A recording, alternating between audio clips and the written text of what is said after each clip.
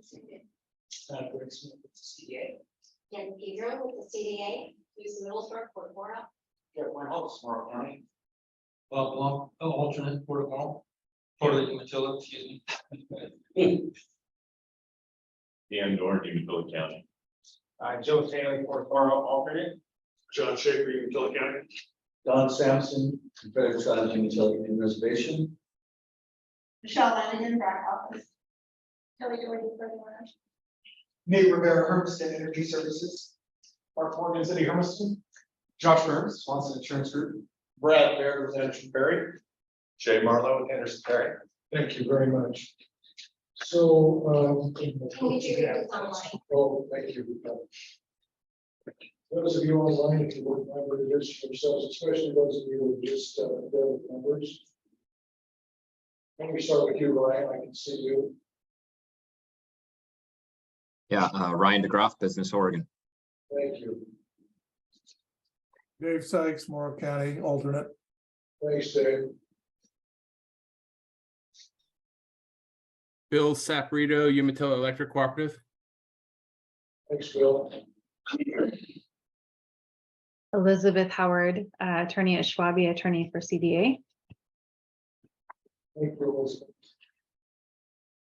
This is Bob Walder, Umatilla County.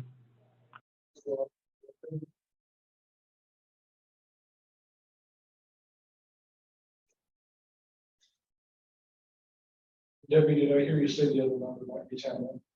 Yeah, and Tamara said that she had called in. Oh, looks like it's JR. JR, can you hear us? So she's connecting the audio there.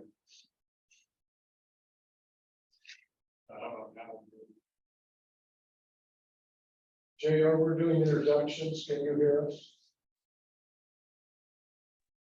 Yeah, sorry, I'm having a little trouble figuring out. I just found the mute. I'm Jared Cook, Northeast Oregon Water Association, also work for the county on ordinance water project. Thank you. And is Tamara still on? I just want to make sure.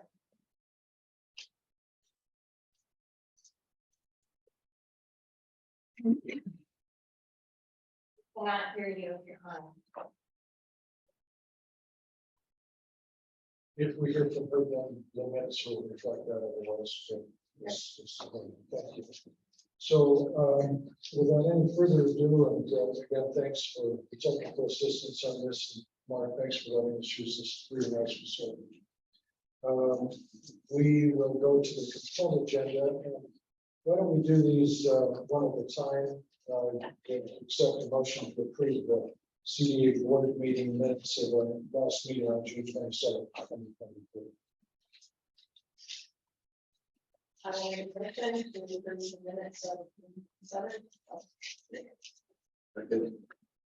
Move and seconded to approve the minutes. Those in favor indicate by saying aye. Aye. Any opposed? Thank you. Motion carries. Item number 2, approve the CDA video June 2023 statement and QuickBooks reports balance sheet P&L June ending balance of $60,595.24. And Greg has some explanation on that. Yeah, with me, Mr. Chair. Really quick, I want to share with you that 60,595.24 represents the existing balance. However, we do have an outstanding check for insurance of approximately 25,000. Once that check clears, our balance in the checkbook will be down to 35,000. Which is going to be a common theme today, talking about financial obligations and the need to generate revenue. So, right, we do balance to the committee, but we do have outstanding. I don't see that. More discussions. Well, I don't see on the agenda that we're going to discuss that. But we are a little bit later on. We go to close. Most I So it's all just fine. So motion on consent agenda item 2. Motion approved. Sorry. Moved and seconded. Any opposition to that? Motion carries. Item number 3, put a model report on the grant expenditures through June 2023. Any explanation on that? Okay. Motion to approve. Thanks, Jeff, second. Any opposition to that? Hearing none, that motion carries. Action items that we have additionally, number one, annexation of Umatilla County Fire District number one, MOU. That includes road maintenance, is that correct? Correct, Mr. Mayor? This one, this is fire protection. Just seems road maintenance under that, is that a separate topic? Okay. Yeah, we will be. Okay. So, Mr. Chair. So again, we have an important issue before us, and it is, right now, we side, we do not have a formal agreement with Umatilla County Fire District. We want to provide emergency services. We've been in conversations / negotiations with Umatilla County Fire District number one. We've been working with our legal counsel to bring forward a memorandum of understanding if we can accept the original one that was presented to us for concurrence was something that I just concur with. It had language in there regarding enterprise zone management. Well, that's a very important topic. That's a topic, in my view, between the fire district and their state of county, not between the fire district and the CDA. So that was taken out. In addition, we talked about the need in the future for providing 2 acres of land for the fire district to at one point build an emergency services facility. We modified the language to where it said jointly approved. That to CDA shall approve. Again, our interest is being good partners, collaborative. That is, at the end of the day, this is your property, and we want to make sure each and every one of you are very comfortable with the decision on providing those 2 acres. In addition to that, there's language in here talking about that we will not, but then we will concur with accepting with the annexation taxation at the rate of $1.75 per thousand assessed property value, and an additional variable 232.320 100,000 assessed property value to done existing bonds. One of the things I want to share is my understanding, I stand ready to be correct, each of you, and each of you will have good guidance on this, is property owned by a public entity, such as the CDA, is not subject to property tax until it is converted to a private use. So if the CDA has the property, it would be property tax free, but should we enter into a lease agreement with the private company, whatever that assessed value is, then becomes will be susceptible or required to pay. But just a portion of the lease, correct? Correct. And the property. And the property. Right, yeah, within the boundaries of the lease, yeah. Right. And that, is that all taxing entities, or just the county? Like the $1.75 on here is. So this would incur share private investment incurred. We would then be obligated to the property taxes and any other company, household, even to the county is obligated to pay. It's fire district, that's what their tax rate is. That's what they're. That's correct. But let's be clear on this, but for Umatilla County saying, we're not going to assess you that property be subject to full property taxes. Just real quick, online, we just want to make sure everybody can hear us. It sounds like there's maybe some people that can't hear us real well. You might want to pass the mic around and if whoever's talking. And then, Mr. Chair, one of the things I was hoping is that in order to put an exclamation mark on the seriousness of this issue, that Josh to come visit us, Josh, come on out. For you, that's the game structure. To talk about the importance of having this annexation agreement finalized and what the cost difference would be for us. Thank you, sir. Thank you, Mr. Chairman. So if you all remember, we added with the annexation roughly 18.8 million, I think, Debbie, dollars in property value, which is what Greg talked about earlier with the $25,000 insurance cost.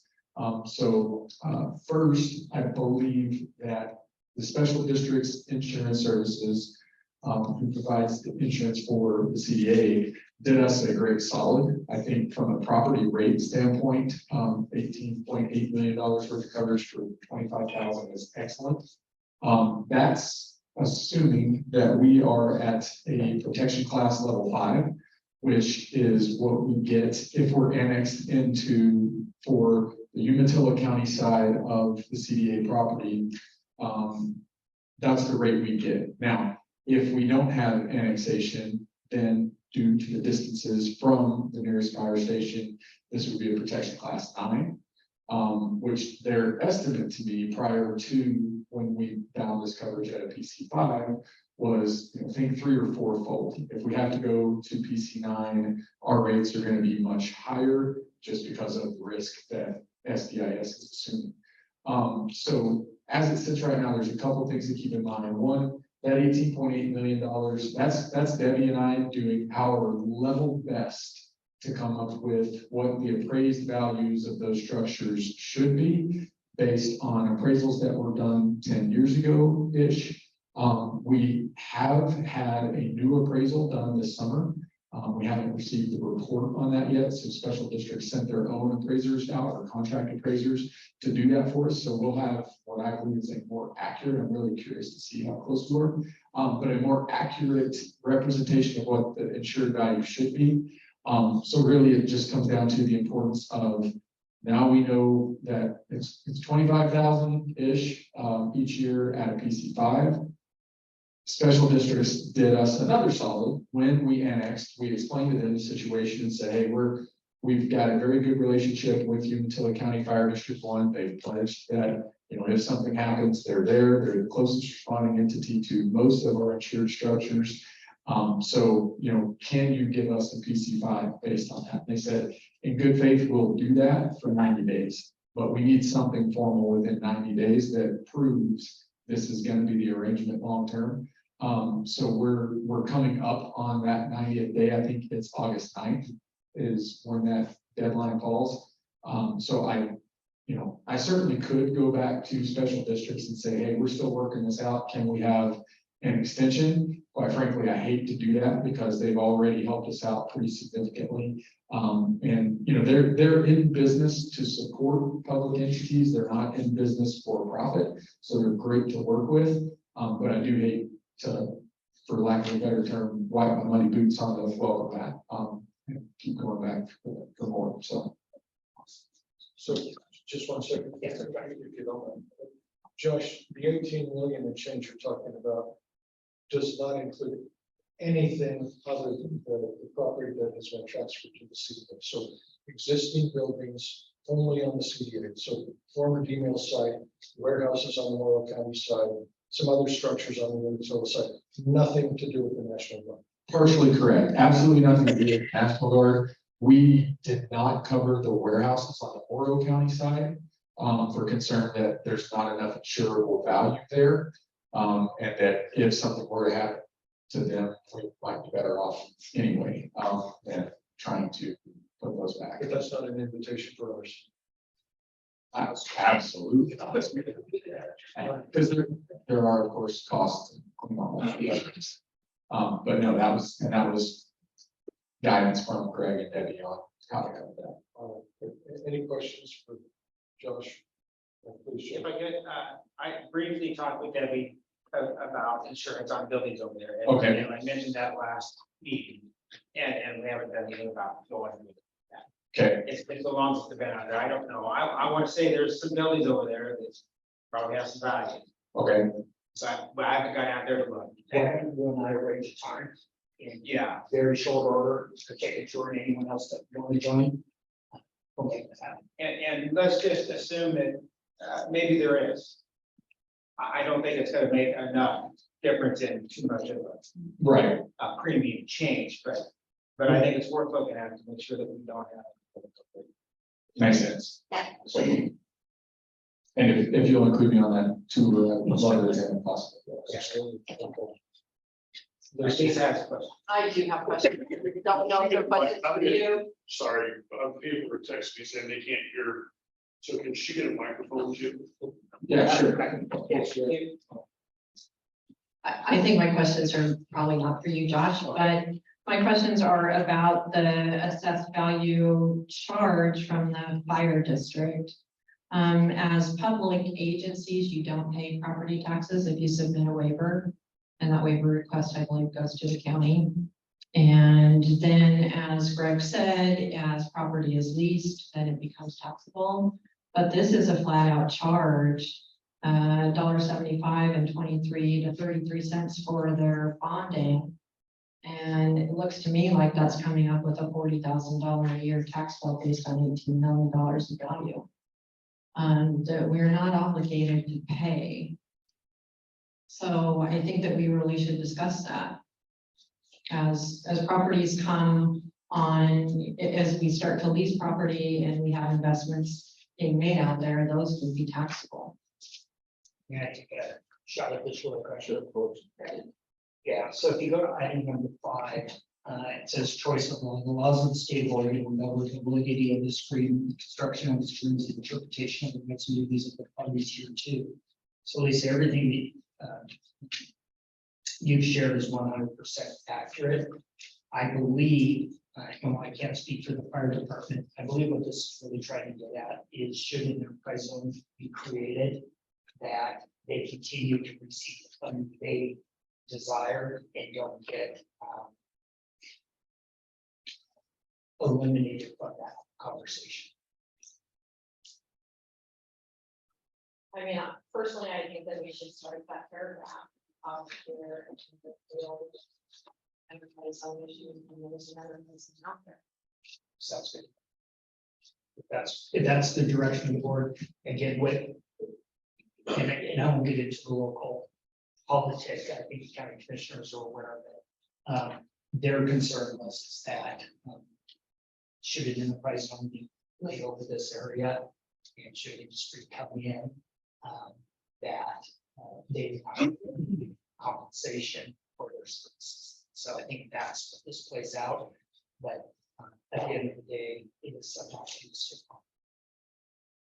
Please. So just reading, so I assume it says 90 days, you're just saying that this is expiring in August and effective after that, they're applying this the speed cost or the services, the fire protection period. Is that correct?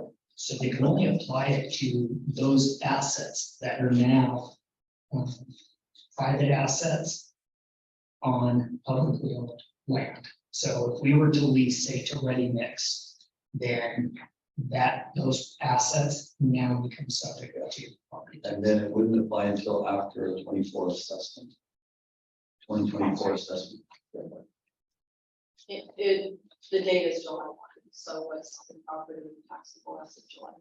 So it's okay.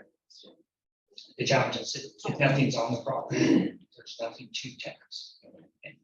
I have a question on that. Is bonds typical? Is it typical to have a price on bonds? The bonds that happen earlier than the facility that has to Lisa, that she's more experienced on that issue. That's fine. So the bond that rate will imply something after. And we don't have an enterprise zone out there right now, so I think we're just assessing questions that would be really directed to this committee. But that enterprise zone group would decide to fund certain bonds or future bonds. As part of the Right. Which will change, could change that. Once. Anybody else, anything else? Now, the only thing I point out is there is a little bit of equation here. Because on the one hand, there's no doubt that this is an expense. On the other hand, without this agreement, our rates significantly increase. And so while I haven't done that exact calculation, there's an expense with the savings. And, we need to do them. Our rate increases to around 70,000. It was closer to 90. Okay. Now that 70 could be accurate because originally for the 18.8, they quoted us like 39 and then ended up charging us 25. So they might have said 90 and it comes in a little bit lower, but I would not want to roll those guys. So with Lisa's calculation and the expense that you pointed out, it's gonna be about the same cost either way, whether we sign it or not. So, Mr. Chair, members of the committee, what if we did this? What if we took Lisa's recommendation, what if we modified 1.3 and stated only after private investment has occurred? So If I can, this is Elizabeth, that would be my recommendation too. I think we could change the language of that paragraph to be clear that CDA will be charged like other public entities. I think we could have some language along those lines to reflect that concern. And I think that would make that paragraph more clear what the intent is. Lisa, is that okay? That Right. makes sense. I just don't know how an enterprise zone tax abatement comes into play with that. Be separate, right? But it should It- Good. Well, here's the situation, can I, from my perspective of revenue. So this is an agreement between the CDA and the fire district. This is not an agreement between an enterprise zone and any other party. And so at the end of the day, the CDA is going to have to negotiate with the enterprise zone on how that plays through. This is not a. That's all I'll say. Okay. Anyone else, anything else? I'm struggling with what the suggested language for motion might be if we're going to take action on this today. So if you could help us out with that so that someone might be able to concur with the language, that would be helpful. Sure, so what we would do is a motion to accept or adopt the memorandum of understanding as presented with a modification in language to item 1.3. That would state effectively that this takes effect only after taxable property. Elizabeth, help me here, only after taxable property. Yeah, I had it that we'll clarify that there won't be an assessment until property taxes are assessed. And then only for the land that is assessed or something along those lines. Also, maybe alternative language would be that it would apply to private assets on public lands. And so we can make that modification prior to final signature.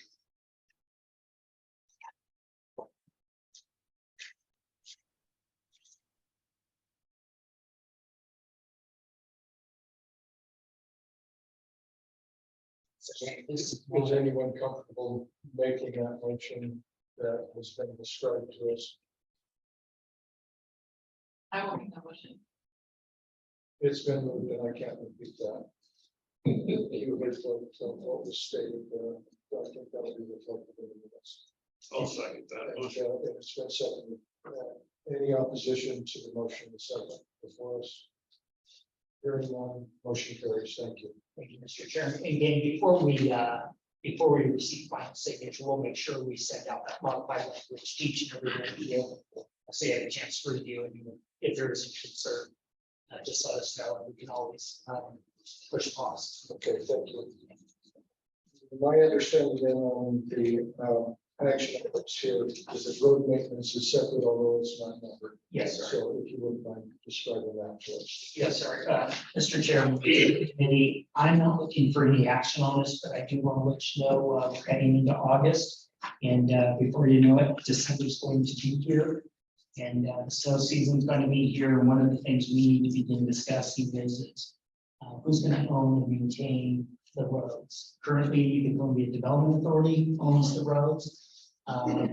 Some of you folks have the capacity to plow a road. Some of you do not have that capacity. And so in the interest of public safety, in the interest of being able to do business, we are going to need to have that conversation. And so I'd ask all you board members to either have that conversation now or be prepared to have it in the future, but that is something we're going to discuss. Both sides. Start one.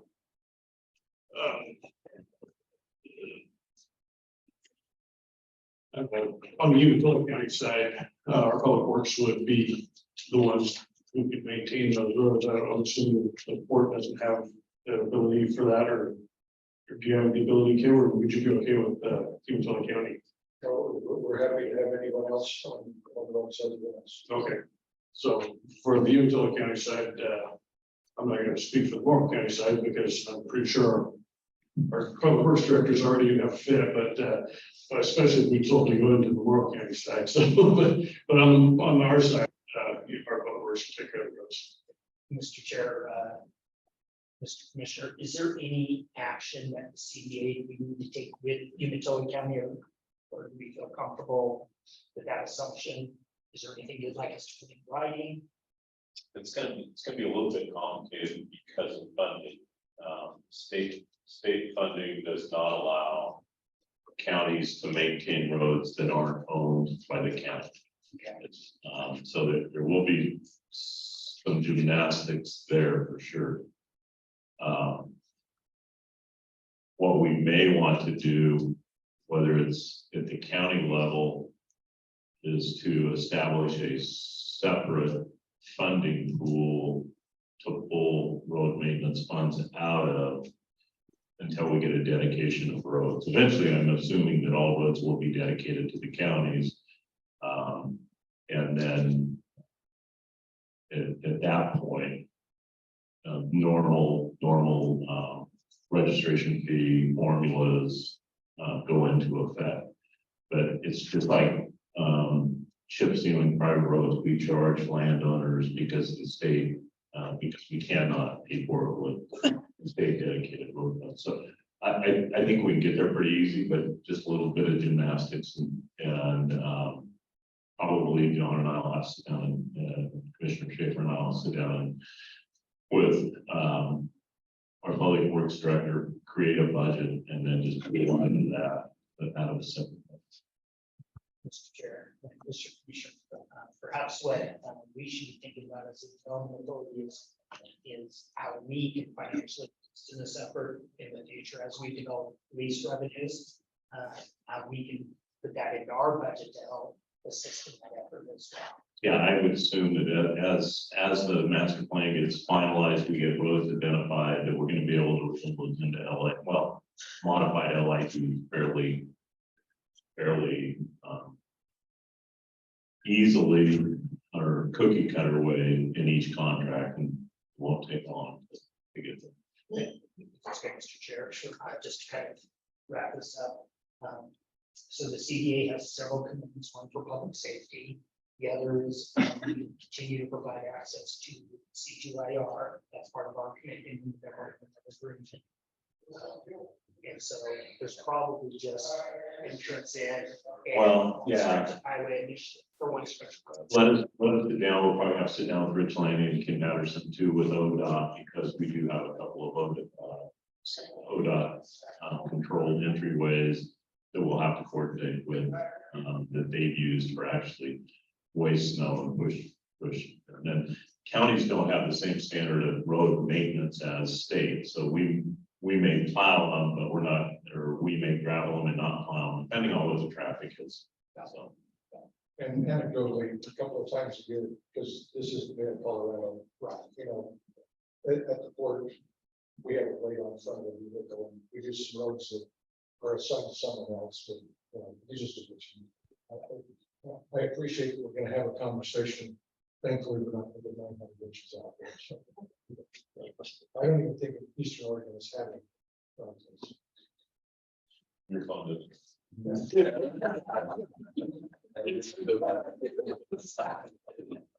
I'm gonna be 400 people. I understand.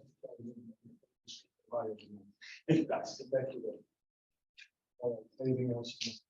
Just on our kind of side, so we need to have a conversation with other folks and then handle that initially. Yeah, I think the county and the port will get together and work this out. Thank you, Mr. Chair. Yeah, thank you. Policies, number 2. Yeah, again, since April, we've been having this conversation on that. Formal policies as it relates to conflict of interest, financial policy, director involvement, insurance, public records, and procurement policies. All of those have been provided to us. Each of you have had those as I shared since April. Mr. Doug Olson has had a chance to review these and provide input. Again, I guess we're now at that point in time where unless there's real opposition to any of these policies, I'd like to have them approved so we can formalize and put them into our notebook and have it as formalized documents that we will live by. Okay. I have a question, Mr. Chair. Some of these say adopted on them.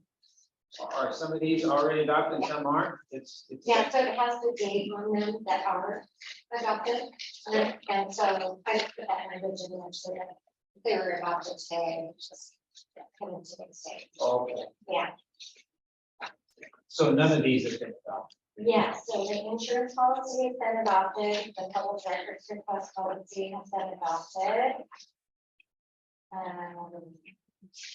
So this is a housekeeping issue where you probably have votes if you don't have a date. Yeah. And I apologize, I wouldn't have included insurance or public records if I recall that. And the conflict of interest policy has been adopted. No, it does not. It has not.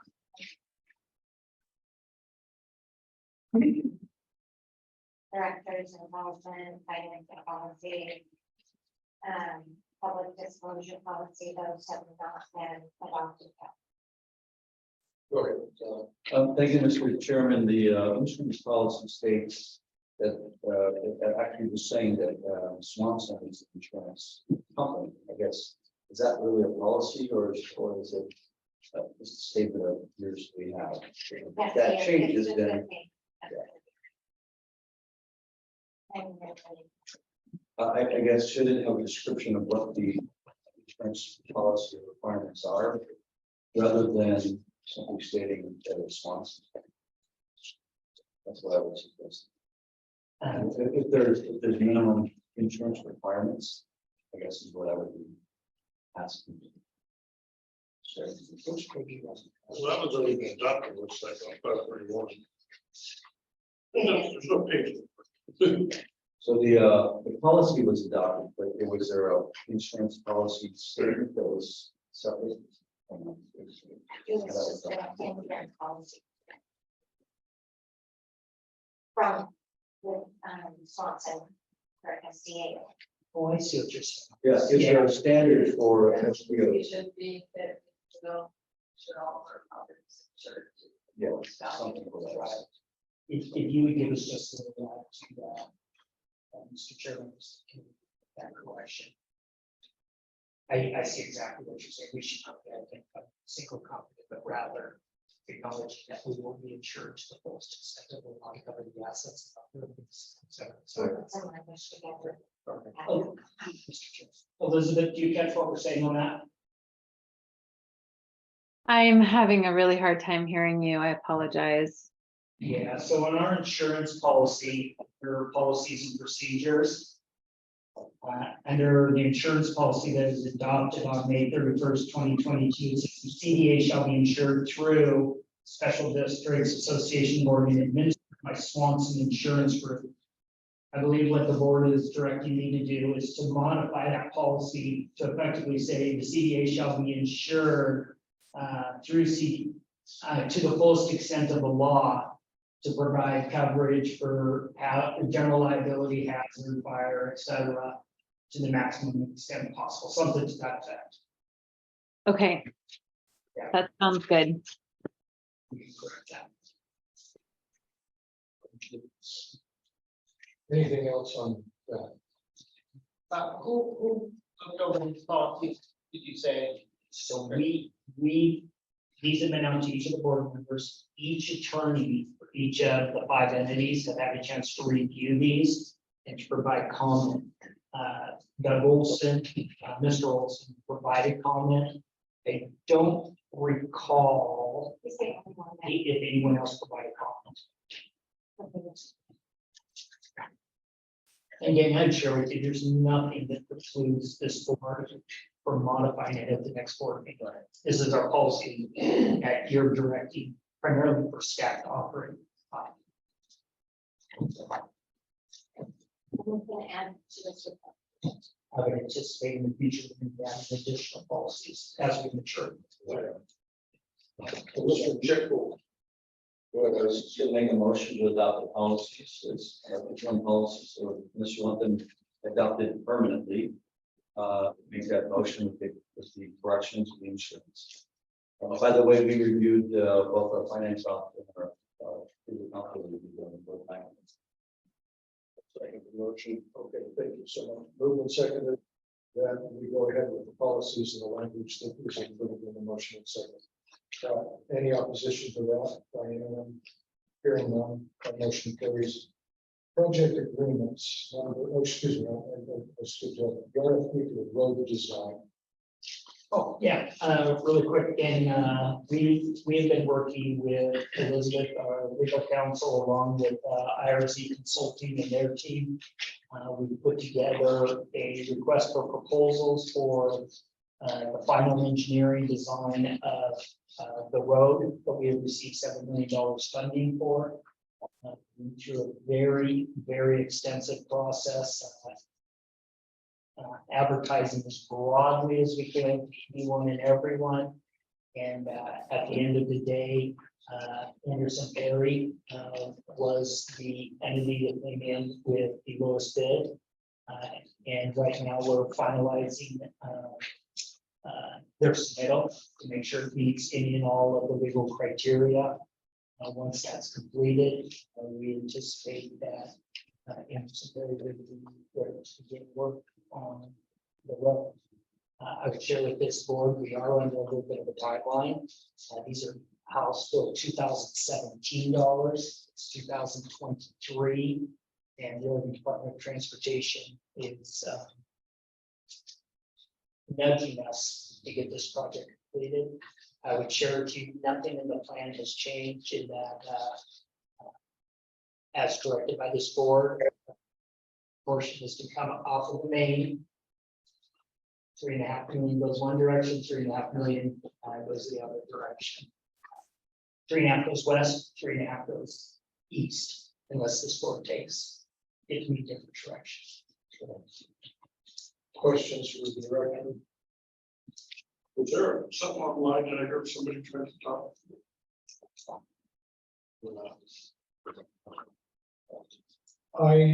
I'm going to bring up not an elephant, but we had a little bit of an issue some time ago. I don't remember the details, and it had to do with our presumptions about Anderson Perry. And I personally don't have any problems at all with what we've been provided in the past. But there was a little bit of a legal snag, as I recall, and that's been resolved. And we're doing this the way that we've been directed to do it by the process we went through earlier. Is that correct? Yeah, Mr. Chair, I would share with you, I believe, the first time we did it, there was a snafu. The second time we did it, I do believe it was done correctly. However, out of an abundance of caution, we have gone through a very thorough process to where we believe any and all perceived conflicts, any and all perceived what have you has been taken out of the process. As a matter of fact, we asked IRC Consulting to be the entity that reviewed the applications, et cetera, et cetera. I was not there, Debbie was not there, Dale was there. So I don't know how much more I can do to do this correctly. So I want to thank you for that and the transparency that all of us are just very, very motivated. by. Very sensitive. Did I see something over there? So- In the RFQ was advertised where? It was advertised on, it was on our website, it was advertised through the Oregon Mail. And I believe through the Gazette. It was also posted in the, East Oregon, we call that the planning. Those areas, and then in addition to that, IRZ Consulting had an extensive list of emails that they forwarded out to. Daily Journal. Yes. Yes. We used abundance of effort to get this out as far as we could to everyone. okay, And it's on our website. okay. All right, everybody okay with that? And the action that we're taking on this, Director? So right now, you can take action, although I believe you've already taken that action. What I would share with you is we're waiting for IRC to do their final review of qualifications, make sure that the submittal meets all requirements. And then at that point, in time, we need to. All right, that's great. And that needs to be done by the citizen sensitivity and timing. That sensitivity is not as much as the insurance issue, but we do need to get this project done. It's awfully challenging for this board to present itself to Salem, knowing that we're 6 years out on this project and we need to get it. But you'd anticipate the construction is next season, not this season. Okay. But I would share that we ought to be moving ASAP, and we ought to be having shovels in the ground first of spring. Okay. All right, thank you. Project agreement, item number 4. So on that side, we'll recuse myself and David will be voting on, is this even with the leases and whatnot? Yes, sir. So David decides the alternate from Morrow County will be voting on this. So and also I will recuse myself from items for 5 because I'm on to so that report of regulation for that detail record. Thank you, Joe. If it's okay, Mr. Chair, we got this noted for the record. We'll make sure that's noted, highlighted. On chart. Thanks, sir. So, Okay. please. Okay, thank you, Mr. Chair. And if it's okay, I want to go a little bit out of order here and first go to the ICA agreement. Again, this is, the ICA is the parent company of Ready Mix. We have been in conversations with this company now for about 6 months. We have, let me step back. There's 2 movements going on right now. One is there's a real movement to create a carbon-free concrete and a carbon-free asphalt. In addition to that, there is some major road construction coming to Eastern Oregon that is going to create a high demand for aggregate that not one single company is going to be able to meet the demand. It's going to require multiple companies. What Ready Mix is proposing. Are you at liberty to say what that is? Well, I can, and I am at liberty, but I'm not sure I'm 100% accurate. So I'll share this, but please take it with a grain of salt. But my understanding is there is a major road renovation project on Interstate 84 coming from the Dallas to LaGrange. So there are conversations between the entities, including the federal government, to be able to do some infrastructure improvements, enhancements that will put a demand on the resource that we have available to us. So correct. Now, I want to be very clear to the board and to the public, whether the agreements have been finalized, I don't know that. Whether the conversation is finalized, I don't know that. But I do know many organizations have expressed interest in lining up to be a contractor or subcontract contractor of these projects.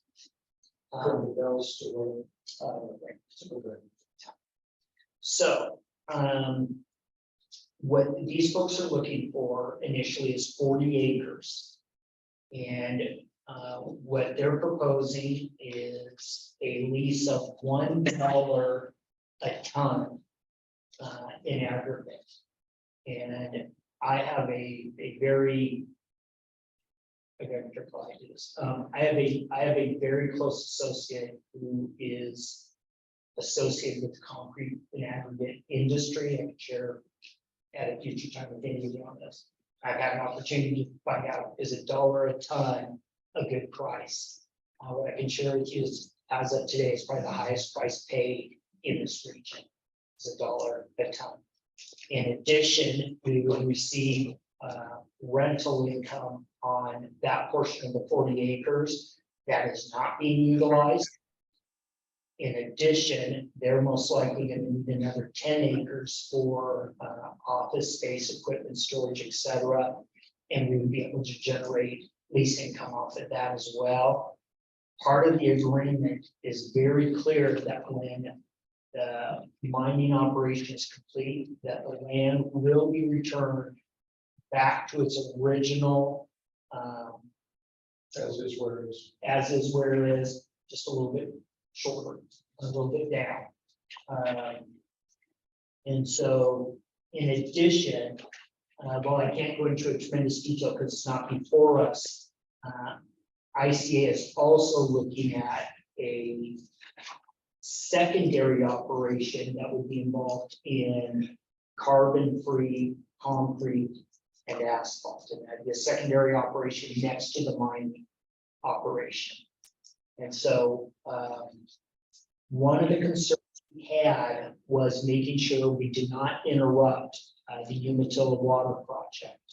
And the issue at hand there being is there's John Helmy or Commissioner Helmy, there's a underground water plume that's about the shape of a whale. And what we had to do is make sure wherever we locate in no way impacts that underground water source. And we also needed to make sure that any of the activity did not provide any contaminants into that water source. And so this organization company has gone out, has done their independent testing on the site. And they believe they have found where the maximum opportunity is for aggregate without impacting the water. The one thing I would share is, should you approve this agreement, it's going to be subject to Umatilla County agreement as to, I would assume you want it subject to Umatilla County's understanding that this does not get in the way of the water recharge. So can I ask you a couple questions? You bet. So who did the due diligence, for lack of a better term? Who looked at that, said it wouldn't? Oh, yeah, thank you. I'm wondering who did the due diligence and said that this area would not impact the aquifer, is what I'm looking for. And then I guess where are we talking about locating it? Sure. Yeah, do we have a map of that? So the first answer to that is they did their own test holes. They did their own test holes, and what they were exploring was what is the quality and quantity of aggregate. And what they found out is on the Morrow County side, it was very sandy. It was more sandy than the aggregate they needed. On the Umatilla County side, they found multiple locations where the aggregate met their spec. So to answer question number one, they did their test holes. To determine whether or not it would impact the water storage, that was Mr. Ziari at IRZ Consulting, taking their data, where they want to locate it, matching it up with where JR, Mr. Cook, shared with where the whale is. And we actually, Commissioner Schaefer had a meeting in which Mr. Ziari and JR were all present, and we had a chance to look at that. And our goal was in that meeting was not to finalize anything, but to gather input from both sides, knowing that when it's all said and done, this location is going to have to be adjusted some. And so Again, should you approve this lease, I board would make it contingent upon making sure that there's zero impact to the water storage project. Zero impact or acceptable impact to the county. That's very, yeah, I use extreme, right? It would need to be, I would assume the county would want to sign off So and say, if we get Commissioner Schaefer and his colleagues to nod, that in their opinion, from their perspective, so that there's no preclusions or interruptions or anything like that, but they're okay with the location. Can we get JR away? Is he still involved? Can he weigh on?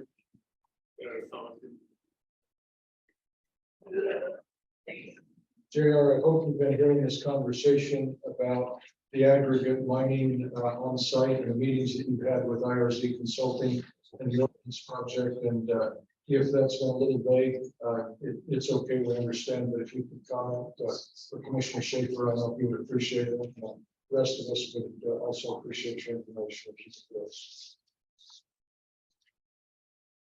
Yeah, I like Elizabeth. Sorry, I'm having a little trouble here. And so if I completely go off base from what your question is, Mr. Chair, please let me know. But I participated in a meeting with Director Smith and the company, and the location that was on the map that they originally proposed is directly, and I don't know, we don't have a map to show you. I wasn't prepared to talk about this much today, but the map that they showed was actually in the location of what we call the Blue Whale, which is the most productive sand and gravel aquifer that actually has interconnection to the Umatilla River. And that's the aquifer that we're targeting for aquifer recharge. And so their initial borings and testing that showed that their water table was at a certain depth. The whole goal of recharge is to raise that water table back to what we're hoping to see, which is as close to what we saw as native levels as we can get.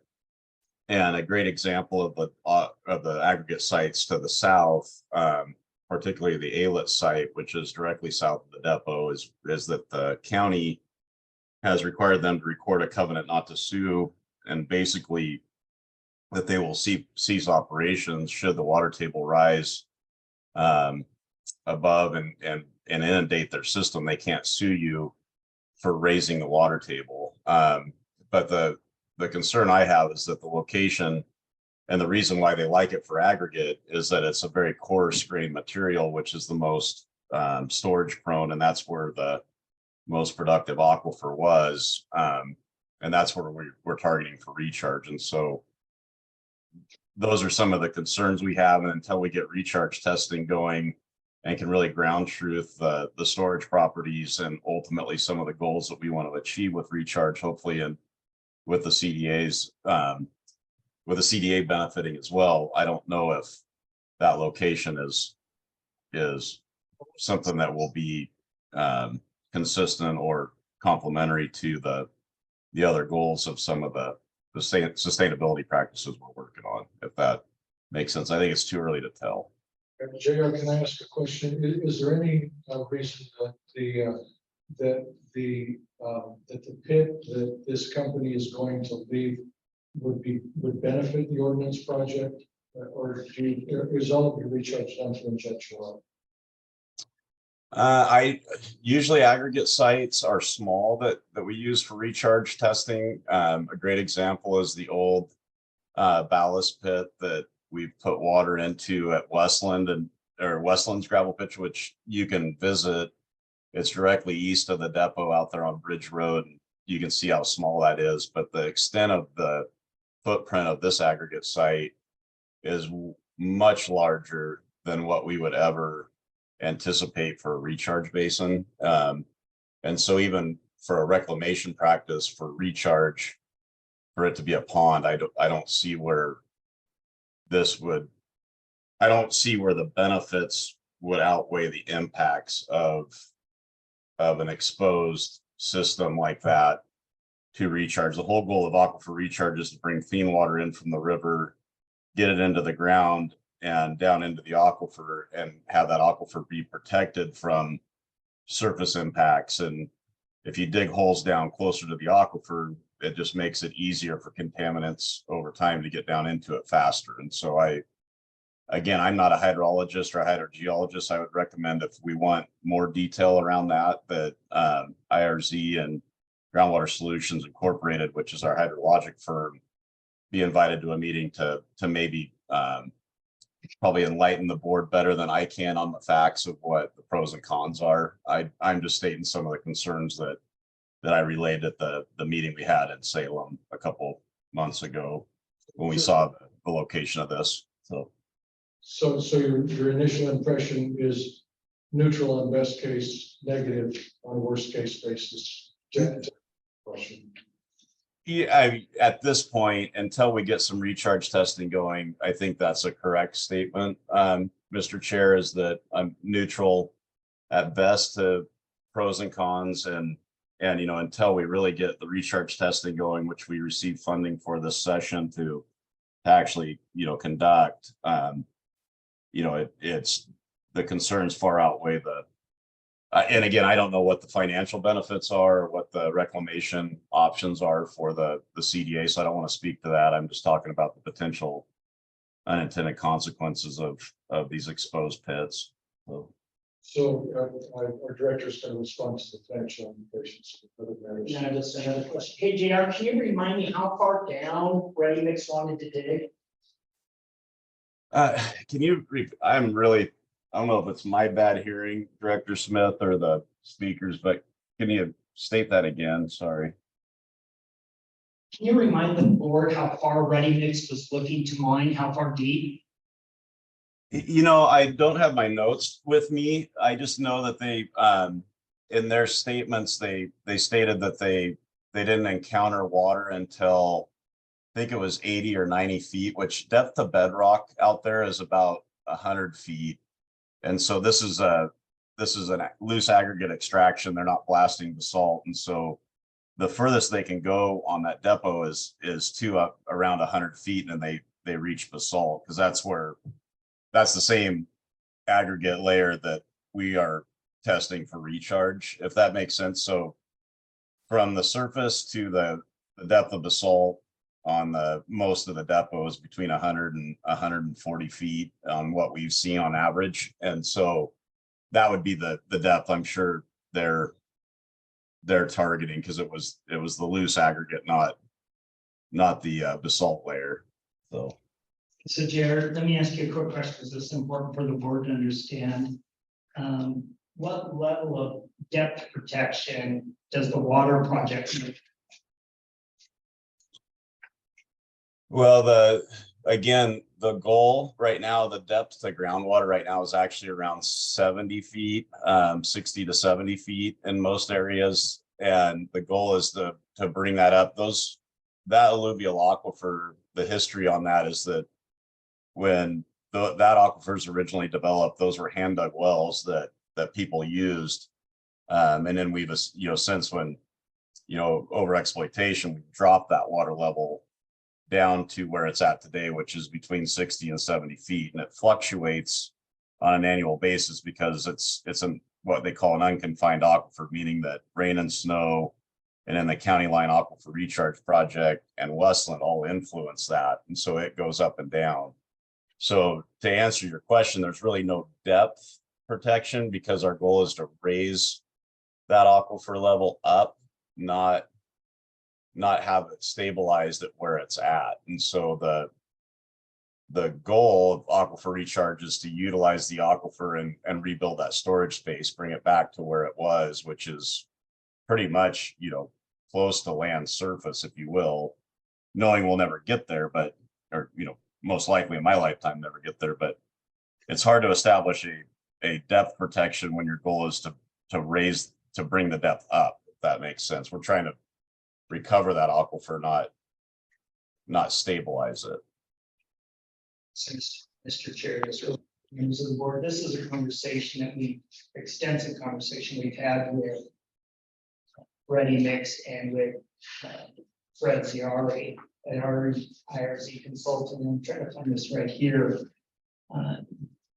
Fred has shared with us that they believe the amount of mining that Ready Mix was looking to do in no way would impact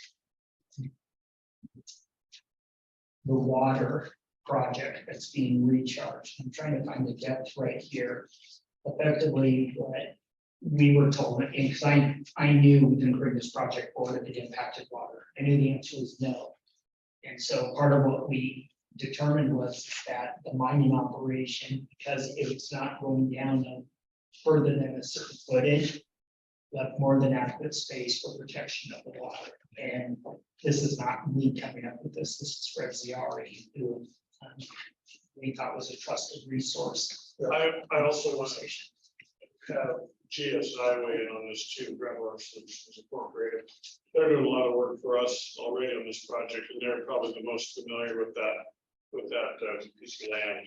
So I think it'd be important to have hear from GSI. Okay. But are we putting the cart before the horse a little bit on this? I mean, is it, help me out. Are we talking about just them coming, or is it between them and TC Energy, or what's the master plan look like? I mean, the other thing I have, I've heard you talk about 50 acres, 40 an additional 10, but the contract talks about 120 acres each Total acres. They're going to mine 40 at a time. 40 at a time. 40 at a time. Correct. And then once they complete the 40 acres, should it be satisfactory, then they'd be able to move to the next step. If they're satisfactory, then they'd be able to move to the next step. Yeah, if you take that 195,000. Divided by 1,500, that's 130 acres. So then. That is the max that they could. Correct. And you've got 3 times 40 plus 10 acres for a shop, equipment, etc. So the TC Energy project then is very separate from this. So in terms of project agreements, number 4. You've got the ready mix, the parent name that you gave us. I will look into the second one, and there's details on all. So let me share it before we move on. There's nothing that would preclude this board from saying, no, we don't want them. Where their ideal location is where Brett says it's okay. We want them to operate over in track F. So these folks are fine locating wherever they can access appropriate activity. They're not wed to any one location. And they've made it very clear to us, if the proposed location doesn't work, can we offer them another location? You're talking like the Gmail site, is that? Sure. Yeah, if you look at the Geno site, right to the south of track F, there was mining activity there. And so that may be an option. And so effectively what these folks are saying, and maybe we got too far into the details, is these folks are looking for 130 acres where they can mine 40 at a time. And after they're done with the 40, they'll return the 40 back to its original condition and move to the next 40. Once that's done, they'll clean that up, they'll move to the next 40. And so if the whale, the water whale is a significant enough concern, we'll put it there. Let's find a different location for them to go to. This might be the point to interject this. I don't know how much Director Smith has shared with all of you, but as Cherry's discussed with me a little bit about our cash flow, which is how these project agreements got on the agenda. Because if you look up at action item number 2, we have 60K with an outstanding check. It's going to take it down further. That means that at kind of a macro level, we into the generating some income, we're beginning to expect some invoices. And I'm speaking for the Port of Umatilla, we were not anticipating having any invoices coming from CDA. So I don't have that in my 23-24 budget to begin writing checks to the CDA.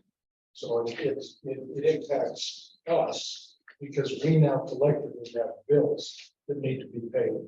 And this, as I understand it, is one way of offsetting that because we begin to have an income stream. So more on that, would you like? You know, the only thing I'd add is you're exactly correct.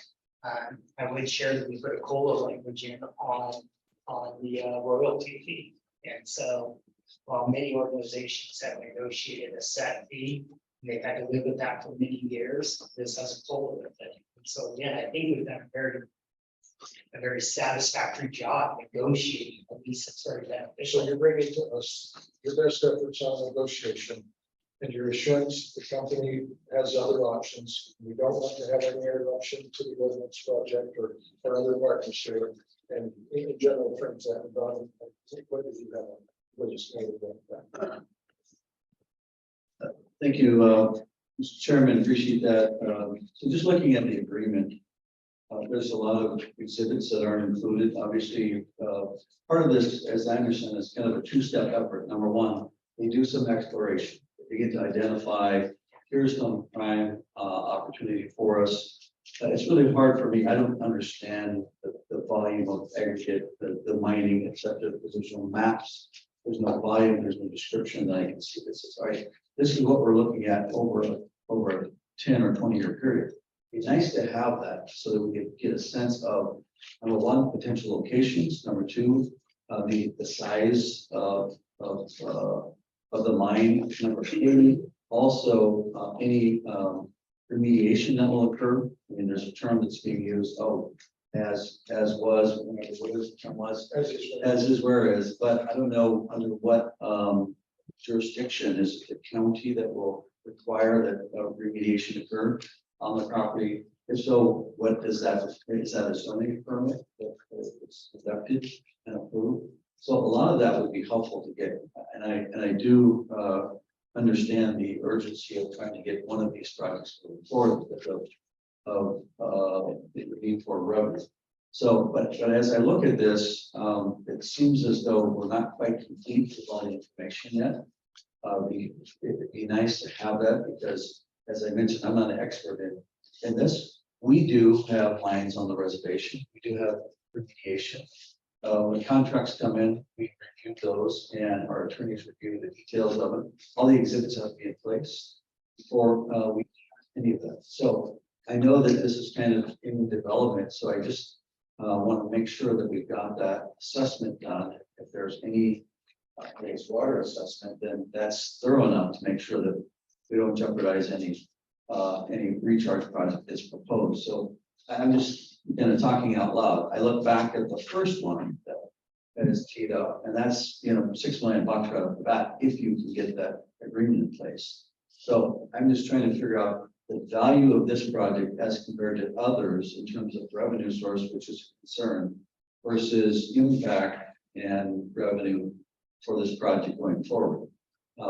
Last is how this relates to the overall master planning, which we haven't got to yet, which is how we lay out what's the best and highest and best use of these development areas. That's all. So, Mr. Chair, Mr. Sampson, what I'm looking for is not final approval today. There's no doubt about it. Much work needs to be done. What I'm looking for today is, yes, this is something we want to move forward with, get to work and work through the details. At the end of the day, most definitely, you want to see a final package, the final approval. I can't move forward with a company of this nature without me being able to share with them that, yes, my board's looked at this, they think this is something we need to continue. So you're looking for direction, just general direction To proceed or not. That's really where I am today. I have comments too. We also have aggregate mining at the port and we've had it for many years, and there was many years that we were really sorry that we had it because it took industrial property out of the ability to market that. I did kind of been texting with our CFO, so I can give you some ideas of dollars now. Our current rate is $90 per ton processed and 90 cents per ton processed and 43 cents per ton unprocessed. However, our COO thinks these rates are too low.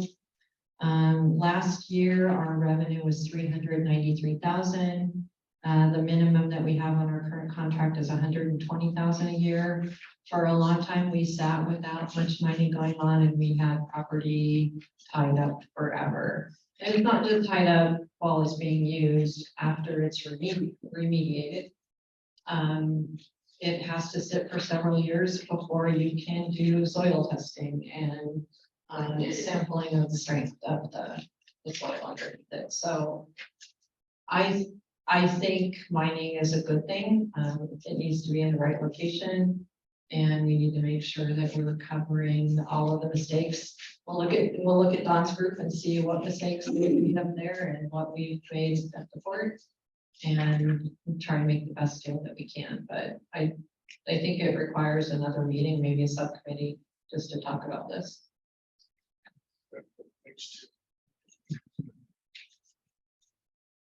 So I'm looking at this and I've got a couple of concerns. As you know, I think I started a hornet's nest last time I asked this question, but do you need to go out for RFP on this? I mean, They came to us. they came to us, so we don't need to go out for RFP.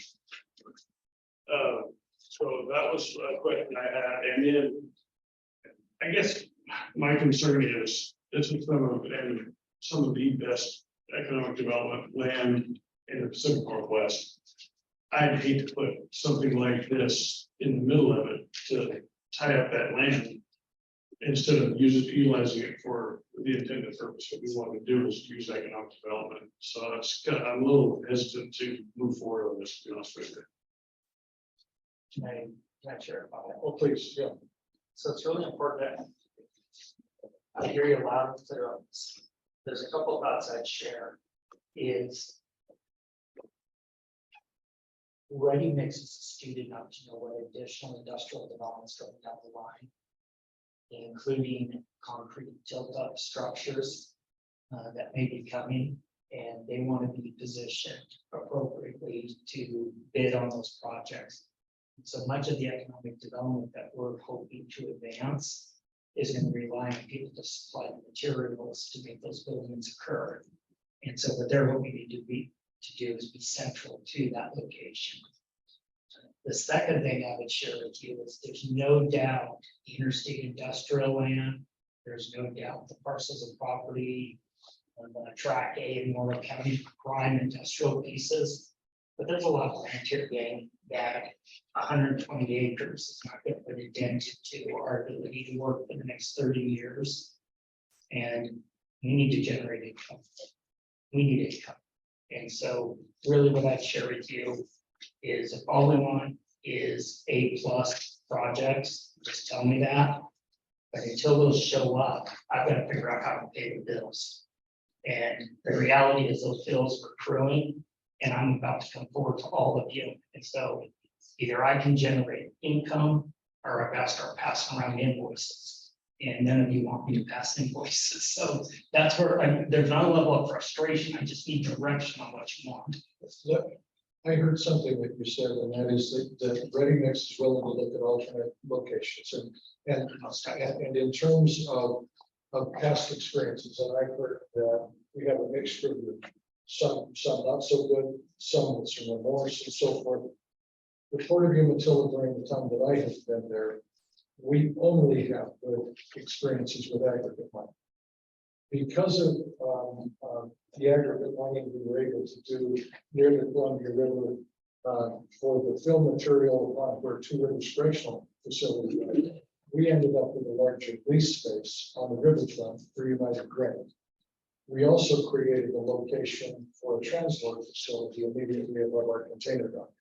So if we are careful with the amount of land that we have out in the depot, and I'm thinking about the topography around the D-mill site. I'm not a geologist, I didn't go to the Colorado School of Mines or anything like that. But topography has a lot to do with this, because if we're talking about going to flat land and dig a hole in the ground, that has an impact on the aquifer, or has a detrimental impact on just a flat greenfield site where we want to do, A+ development. That's different than if you've got some topography out there where you can mine into that, because anything with any topographical variation is not an ideal building site anyway. So I would suggest, just as one voice, talk to them, they get this. Have them look for other locations that don't have the same level of concern that you've heard voiced here today. I'm not putting that in a motion or asking for a motion. You're looking for some direction. Maybe you can just hear some opinions here. So that's, I'll just put that out to you, that it doesn't all have to be bad news. And it's not all that, I mean, as I said, we got $390,000 last year. Off the aggregate. Long-term leases are bad. No adjustments of rates are bad. Making sure that we start out at the right rate, making sure that they have a good proper minimum, so that they're not sitting on it or right of first refusal, so that you know it's tied up as well. Mr. Chair, one thing I forgot to share, I should have, this might help this board move through this. We're not talking about industrial property. When this land was transferred to the Columbia Development Authority, the habitat area had several allowable uses. And one was alternative energy development, the other was mining activity. And so the parcels of property we're looking at are on those parcels that are zoned wildlife habitat. And so, you know, in terms of making sure that we have adequate industrial land 30 years from now, that's not the property we're looking at. And so, yeah, I'm of the view that perhaps with a little bit of further conversation, IRZ can help this board understand what depth of mining is acceptable to where we in no way impact the water recharge. And I think you're gonna have compatible uses on that tract of land closest to the southern portion of the interstate industrial area. So, Okay, thank you so much. Anything else on this? Yeah, here's the one, Yeah. real quick. Real quickly, there's a couple of other items, but if you go to 4.3 real quick. If I were these guys, I definitely would try to write this into a contract too. But what they're asking is to take all of their overburden, everything they strip off, all of their waste and all that off-site to their existing site, which is nearby. That and not pay royalties on it. So what they're asking to do is to take material off-site, which is going to be the largest amount, your strippings, your overburden, all of that material, they're asking to take off-site without paying royalties. And I do not think that, I mean, I'm not here to tell you what to do. Where are you at now? 4.3, page 4 of lease agreement under the. really quick, Mr. Chair, I think it's important for the commissioner to share a little bit of his background. Why I do have a little bit of sand and gravel background for sure. And I guess the downside is I've negotiated sand and gravel agreements before. Most of the time on public property, they are put out for a competitive bid, much like timber, much like other natural resources. But there are some that are negotiated privately too. So it's not totally unheard of, but it generally is for other reasons. But there are some other processing requests or opportunities in here that I think if we take a really hard look at, probably shouldn't be in there. But I think the main one is if you're going to take the majority of the material out of 120 acres off-site to fill in to reclaim a pit that you're under an obligation to reclaim, I think that it's very important that, first of all, that you understand that's going to happen, and second, that you get paid for that material because that has as much value to them as the sand and gravel. And the other thing that doesn't get addressed in your separate water subject is sand and gravel operations, especially when you start processing, and Lisa will tell you this, they probably go through tons of water at their location. But to walk sand and gravel, especially in this part of the country, rock really needs to be washed in this part of the country. Have a lot of water, and I don't know where that water is coming from. I mean, at least I can't find it in here. So, just a couple of things to keep in mind. My That- word. I forgot you were sitting down there, you were working on So, Mr. Chair, what Commissioner sharing is right on the mark.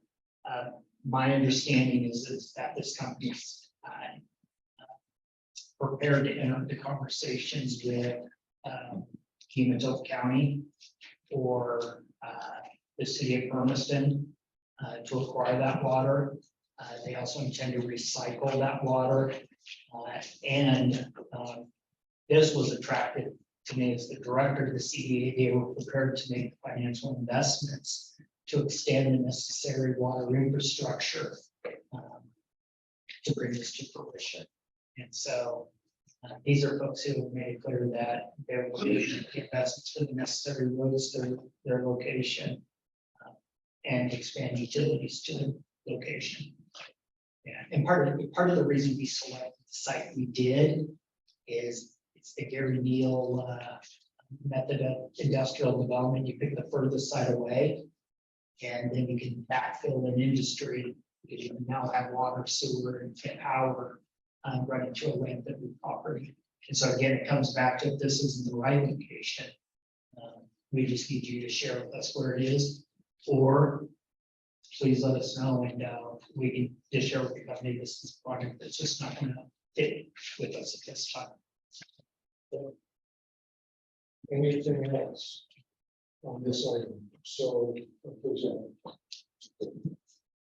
I guess I'm not opposed to it. I just want additional information to be able to say, here's the details of the project. Here's the potential locations. Here's the potential impacts. Here's the potential benefit and revenue.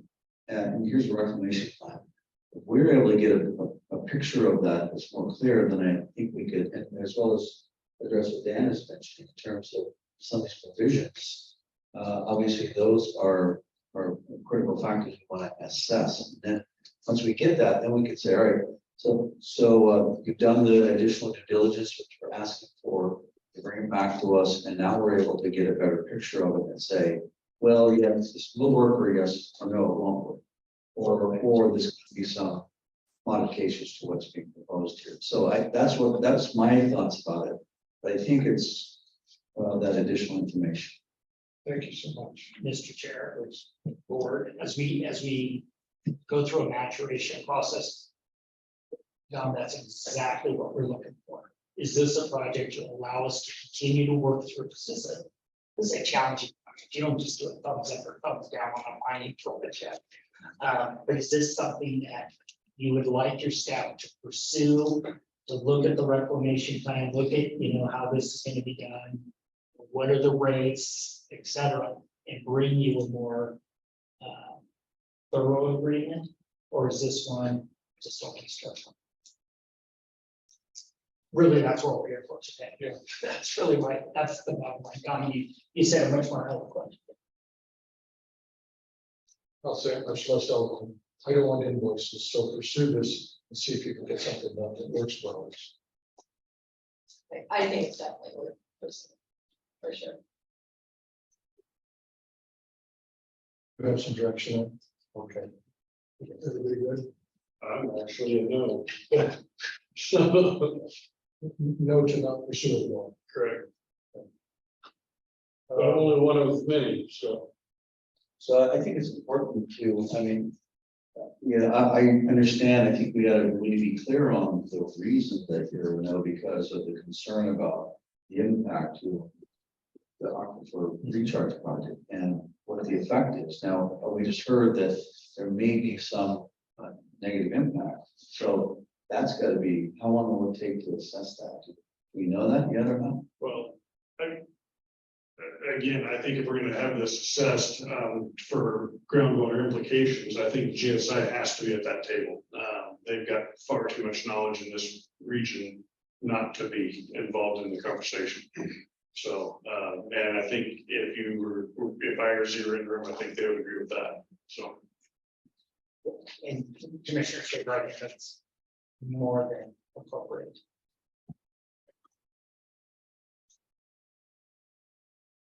Okay. Anybody else have anything they want to share? So no action on this. You've heard. So I guess the direction I would, do I proceed forward and try to get additional information and bring it forward to the board for consideration? What now? Well, I think personally, if you proceed, you'll be able to confirm Commissioner Schaefer's concerns or the viability of going forward. In either case, more information is not going to be allowed. I agree with that. You're right. So we just need to do more due diligence with specific people in the room that can give us the kind of guidance and comfort and assurance that what we're trying to do in the future will not be precluded or interrupted in any shape, form, or fashion or something like that. Yeah. Okay. Thank you all very much for that. So Lisa, I would suggest that John sit in on those meetings. we have John. Yeah, I think John and Jay should be the IRC and GSI and whoever else you need to have in there because nobody wants to follow a major complaint that you guys have been working very hard. I appreciate that. Mr. Chair, I'd suggest Commissioner Gorin. He has extensive knowledge of this industry and Water. Right there's the water.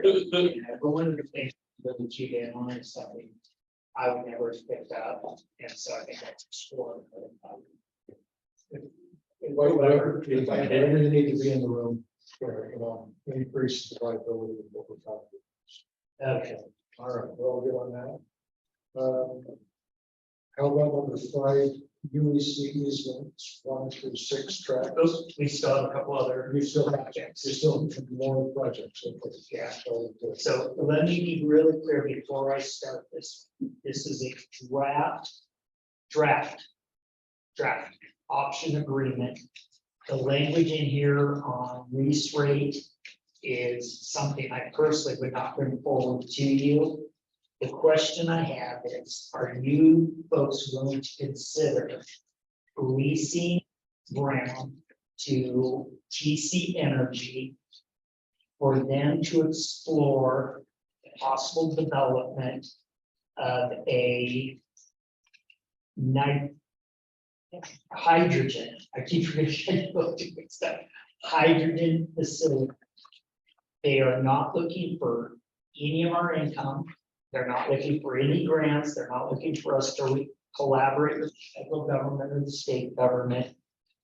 They believe they have a method to offload hydrogen. They believe they have collaboration with our former project we just discussed. And I'm at liberty to share this ready mix and is ready to convert all of their vehicles. They're moving in a direction of converting all the vehicles to batteries. Period. They just believe that's the future they need to be in. TC is looking to Can you even fuel up a hydrogen rig in Oregon right now? Could you even fuel up a hydrogen rig in Oregon? well, that's the attractive part of the CDA property. If you look at where we are, and I know everyone knows it's up to the public. 82 and 84 can be, we're equidistant to Portland, Seattle, Spokane, Boise, with a little extra space down into Reno. And right now there's significant investments in trucking companies to convert to hydrogen. I had an opportunity about a year ago to go down to Phoenix, Arizona and visit a company called Nikola. I encourage all of you to look that company up. Nikola has created a very cost-effective hydrogen vehicle, and they have, and I don't speak for them, But at the time, they've reached negotiations with Budweiser and Bud Light. And as a matter of fact, they were a participant in a Super Bowl commercial in which Bud Light drove their truck up in the Super Bowl and said something to the effect of hydrogen light and Bud Light, the future of. So can I tell you a specific truck? No, Commissioner. Can I tell you I've driven in one? Yes. And can I tell you they're being produced? Yes. And so GC would like to lease property from us for the exploration of a fueling facility in which they believe they have offload capacity. Again, they're not looking for anything from us other than land. The positive I would share with you, and maybe this, I view this as a positive. They're looking to put in their own water, wastewater, power, and extending that necessary natural gas to their facility. And in conversations with them, they're willing to work with us to allow future users of that infrastructure to participate on that infrastructure. And again, yeah, that's money we don't have today. I don't have the extensive background in San Antonio, Mr. Doran does, but I took the right mental right in alternative energy in the 1980s. And some of these ideas are economically viable because of legislation. So I don't mind that they come in and give us money to continue to do R&D if they don't disrupt anything. But Bitcoin sounds like a solid deal to me compared to this. So I'll just say that. Well, not good. I mean, no disrespect to Bitcoin. I will pass this around so you can see the trucks. Just taking a pass it around. Gang, they're not looking for us to be an investor in their company. They're looking to lease ground from us. I take the money.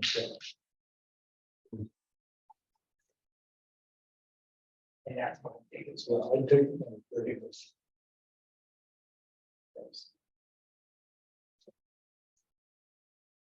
And you have a spot that you picked out. It says we get to master plan, and we should have a master plan ahead of this. Yeah, so you can And see is this the same ask as before, proceed or not proceed? Is it the same as what you're asking, proceed or not proceed? most definitely. Yeah, I mean, most definitely, yeah, we need to work through this.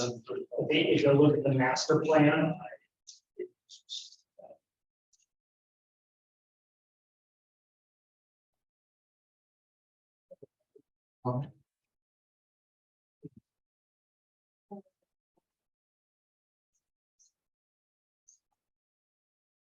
So.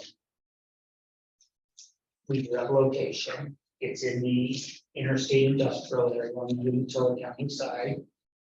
They are looking, what they were hoping to do is be as far west on the interstate industrial area. And what they were hoping to do, and I will have to go back, but they were hoping to be just south of where Reading next would be located. And the reason for that was they wanted to create a synergy on expansion of utilities. Water, natural gas, power, et cetera. And so their hope is that Ready Mix would be in the habitat area, right on the southwest corner of interstate industrial. TC would be right below that, and that they would run utilities and share them. They want an option to buy 100 acres, right? So my understanding from the board in conversations I've had this week is selling is a last option. And that my understanding is from the board, the direction I received is pursue lease agreements. So what I here, back. correct, and what I shared at the very beginning, Dave, is this is a rough draft conversation. Yeah, it's very rough draft. Again, we're trying to just figure out, is this something you want to pursue? Or is this something to not pursue? And I'm going through this exercise because as a board, I'm trying to mature with the board to figure out how you operate and what you expect.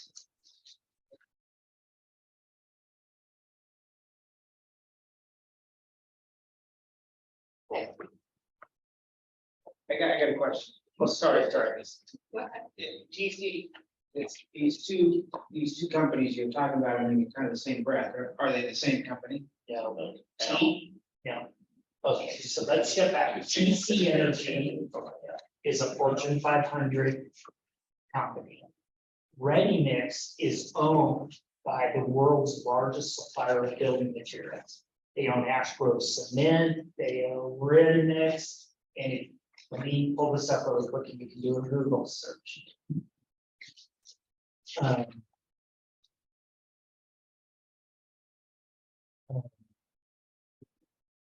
Interstate Concrete and Asphalt Company.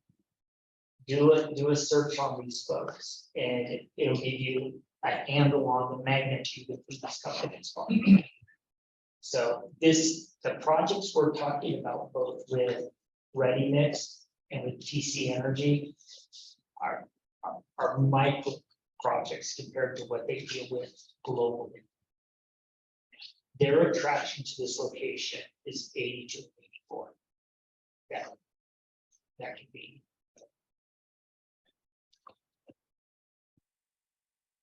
So how do these companies that we're talking about, TC Energy, these companies, are they all approached you? Have we done any marketing or anything? So they've heard about this and they're just calling and inquiring? Yeah, Mr. Chair, we've been beating them off the front porch. So we easily have 10 plus solar companies. I'm even go beyond that, say 12 to 14 solar companies who all have expressed interest that they want to be at the CDA tomorrow. Okay, we've had a Fortune 1 company express interest in being out there. These companies are coming to us and expressing desire. As a matter of fact, one of the projects that wanted to come out here, we just simply could not meet their timeline. They ended up going to the state of Washington, and I got my rump handed to me by the governor of the state of Washington on a project. And it was for a hydrogen fertilizer company. And so these companies are coming to us. And so as this maturation process, I'm trying to figure out, is this what you want? Is it not? Just tell me what you want and we will try to pursue your interest. Again, keep in mind, we are accruing expenses. And at some point, I have to figure out how to pay these bills.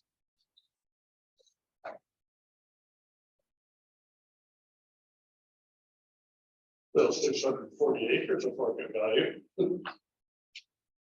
Got a buyer right here. Two.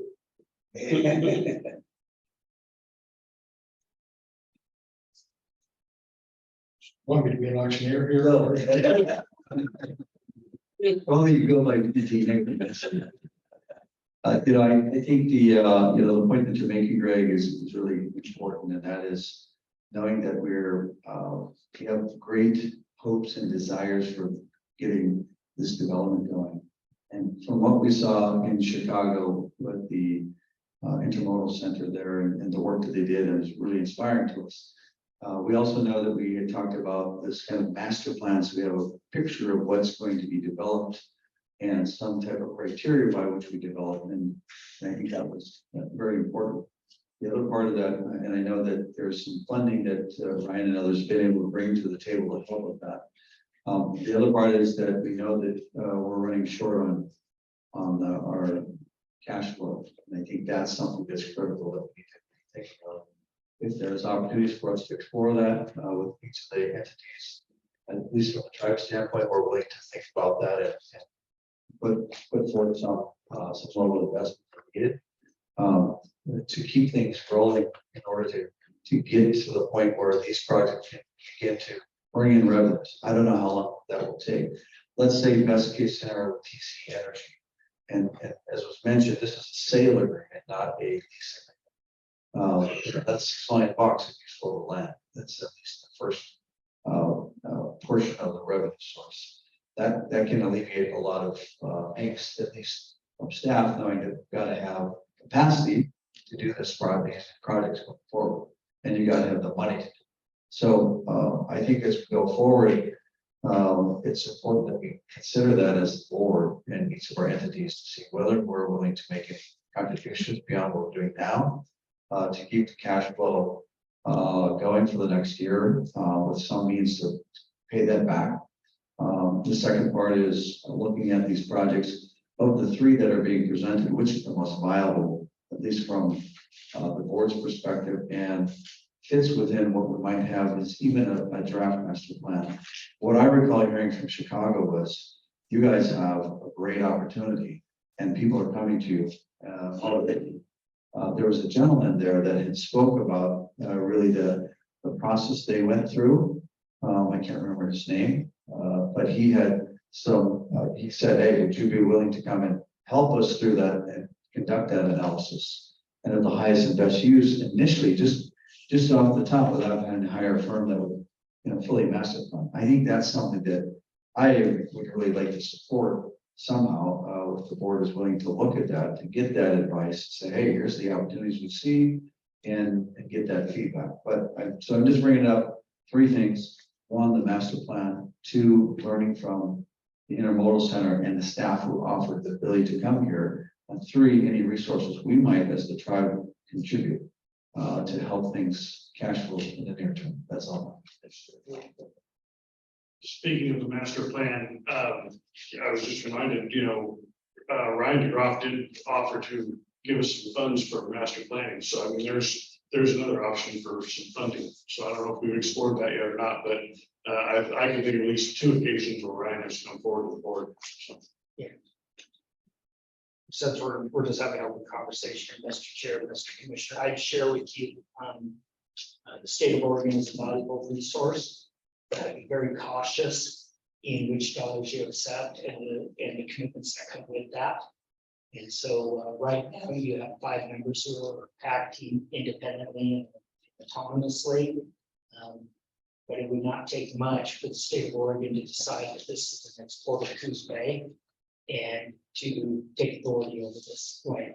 So, Commissioner, with all due respect, I would encourage you to be very cautious. The state. I just share with you, the governor made it very clear to me in a conversation that yes, this is an asset for all 5 of you, but each of you need to keep in mind this is also a state-owned asset, and she's watching it. And keep in mind the Port of Coos Bay at one time was independent, and at one point in time, the state of Oregon chose to make it the international Port of Coos Bay and have the governor appoint the board members. Did you say it's state owned? Did you say this was state owned? Let me repeat this. The governor made it very clear that she's watching what's going on with the pending development authority.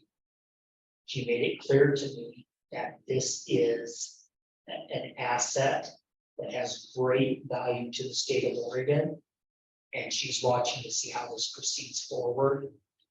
Commissioner, it would not take much for the governor to decide that this board is not capable of advancing this industrial development opportunity, and for her to convert it to a property that is owned and managed by the state of Oregon.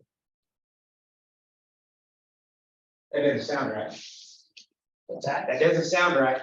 Doesn't sound good. It doesn't sound right. Just She can decide that.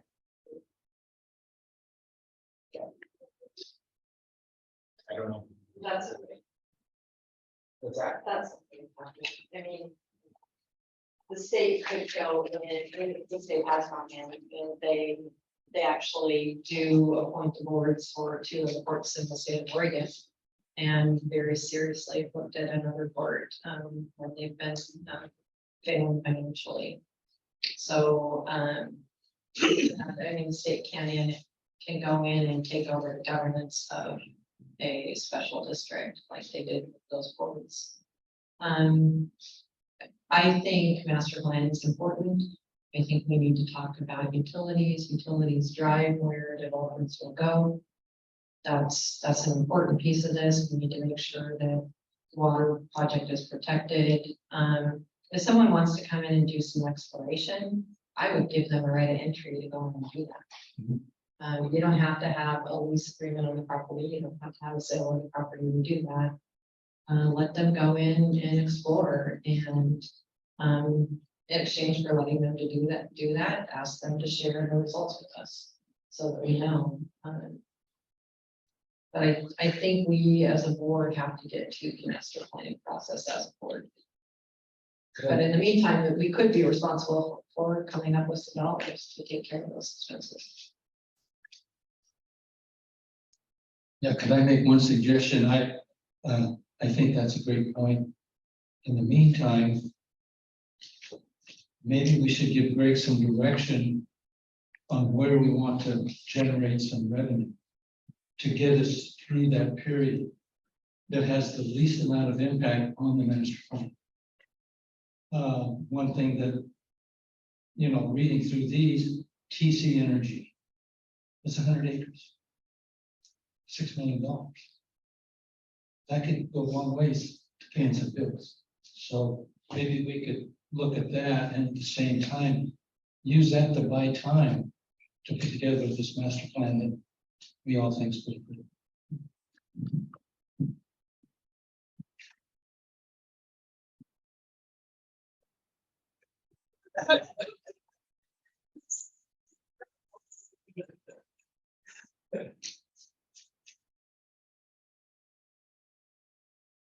You folks know what I know.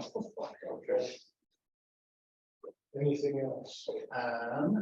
What I would. Legal farms. We go to. Legal farms on the agenda. So, really quick, Daniel, we executed a fourth amendment to the lease option agreement. As the board will recall in the past, we agreed to sell the property for $80,000 and then to apply their lease payments towards that purchase price. Thus far, they have paid $32,000 in lease payments. That 32 will be applied to the 80. Okay. From there, then we also have an agreement on that sales price of 80,000. Half of that will go to the Confederated Tribes of Umatilla as part of the transfer of the habitat area. So they will have some financial resources to maintain their habitat area. When this transaction is complete, CTYR will receive 40,000. We will have received lease income of 32, and we will have a final payment of $8,000 coming to the CDA.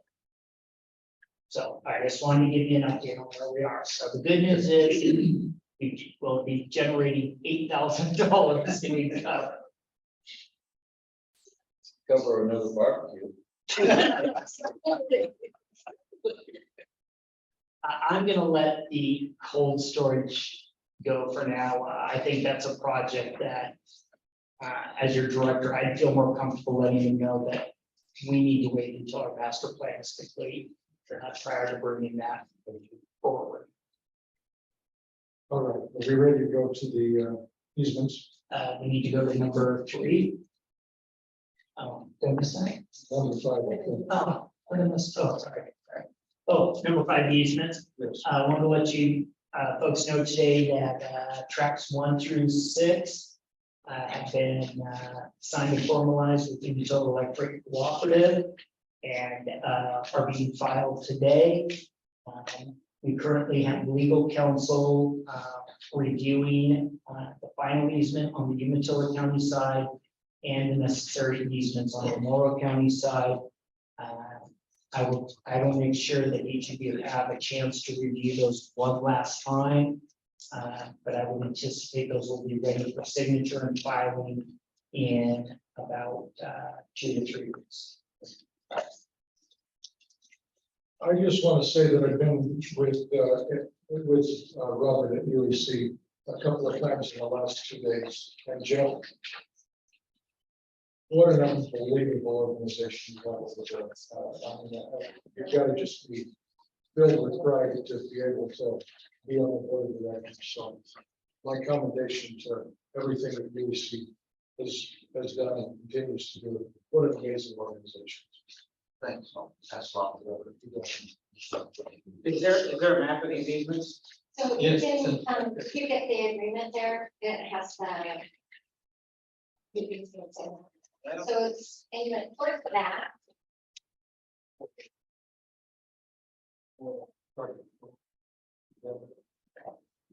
Okay, gotcha.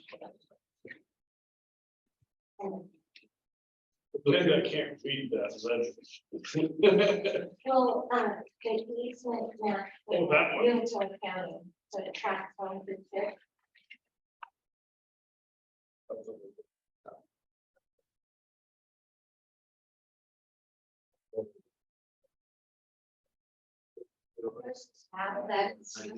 It's actually something back on it. This is the Oh, utility easement. Yeah.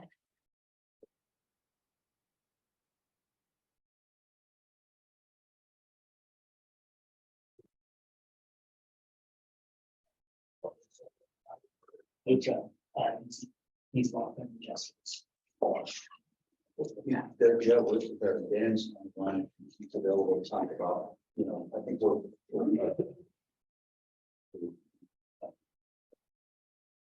That's unbelievable.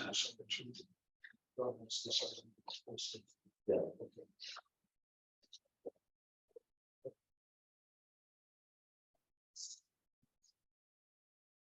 Mr. Taylor, you're all good. You've got. Yes, yes. All right. Any questions about those or anything else anybody would like to say on the easements that have now been memorialized? All right. Hearing none, please, So one of the issues, as I recall, were whether or not some of these easements were perfected during a kind of interim period when the ownership of the CDA property was transferred, controlled by the Army, and so there's a couple of those easements that weren't perfected, or just actually it is today, where it's Elvis utility lines. So are those included in here now, or can you describe which one of those are? Of these easements, do you recall that? I know this was brought up by.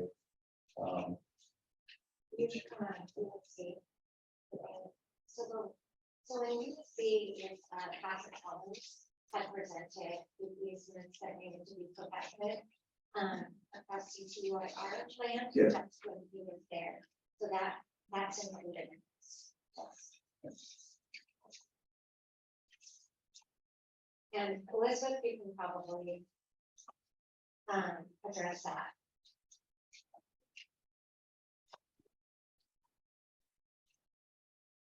Elizabeth, you on mute? No, I can hear you. I'm just still having sometimes a hard time hearing the question. So- Sorry. I think is the show some of the tracks there of Yes. the electric easement. And I'm trying to identify those easements that were not really perfected at a time when the Army controlled it, between when Army and contractors were controlling it.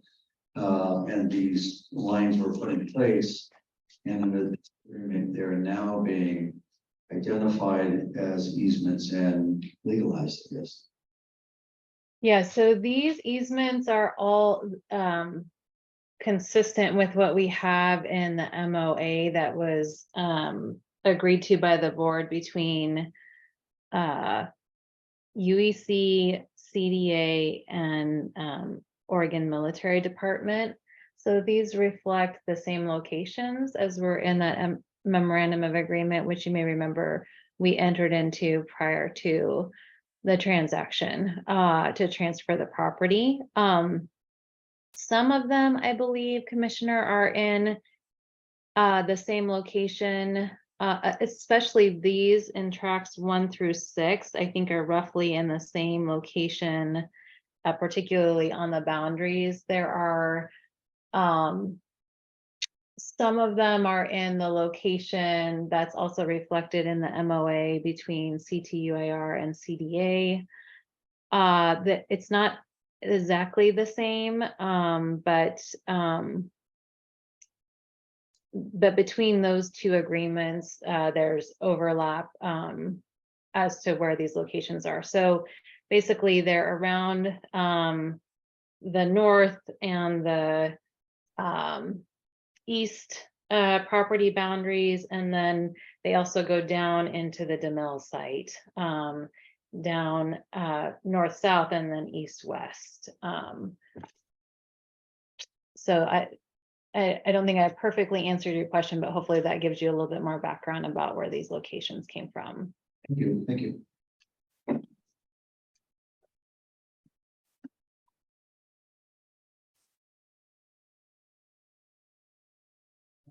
Yeah,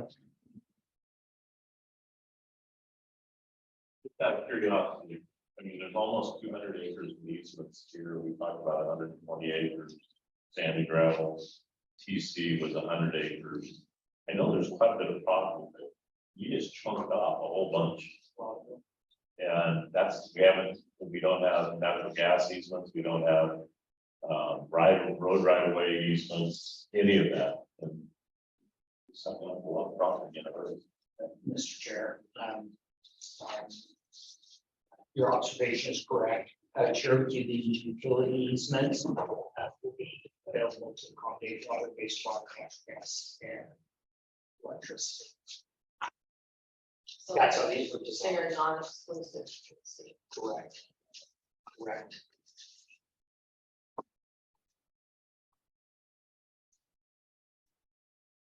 anything else, Commissioner? No, it's just like, No, but your observation of a lot of landscape chunk up. yeah. Never heard. All right. Are we ready to move on to old business? No, sir, we still need to talk about the PSA between CDA and CTUIR. That is over on new business item number 2. Yep. So we're jumping ahead. Yeah. Okay. Oh. I'm back on close old business, closing fees, bank fees, and insurance. Oh, yeah, I'm sorry. No, it's okay. Just want to make sure we're on the same page. We're not. So I'm on the very last item on the agenda. Old business, item number 1, closing bank. Okay, perfect. Yeah, so again, this comes back to the original conversation. Yeah, I'm sorry, I got sort of a bit. I just really want to highlight financially where we are as a CDA. This is a conversation that we've had throughout the day. But I want to share with you that when we closed the property with the Army, our closing fees, bank fees total just at about $108,000. And then after paying over $25,000 in insurance this month, this is leaving the CPA again with $35,000 of fungible cash. We do have an obligation to maintain security on the property. We are going to have to have some nominal power from UEC out on the property. Keep in mind, we have the Oregon Trail that we've agreed to preserve, and that's going to be close to about $750,000 to $1 million. And we need to have that constructed by next summer. In addition to that, East Gate at 8284 needs to be upgraded and remodeled so we can allow people to access the property. That's going to need to be taken into consideration. And again, I'm just highlighting the fact that the expenses. I don't want to get into a future meeting and have people look at me and say, what's going on here? I want to make sure we all walk away from your understanding. We have financial obligations. that are coming due, and in the very near future, collectively as a board, we need to figure out how to meet those obligations. We're trying not to do anything extravagant, other than barbecue, but we are trying to meet those minimum obligations that we have. So, that's the point of this. Okay, thank you. I think we've heard a lot about that today, maybe not. Just one other point, when there's $1 million line of credit to this due, right? What's the due date on that? Do we know? Of 2024. So we have to pay that $1 million. And then we have to be able to come up with operating cash for the CDA moving forward. So, you know, that's $1.5 million to $2 million that will come up with very short.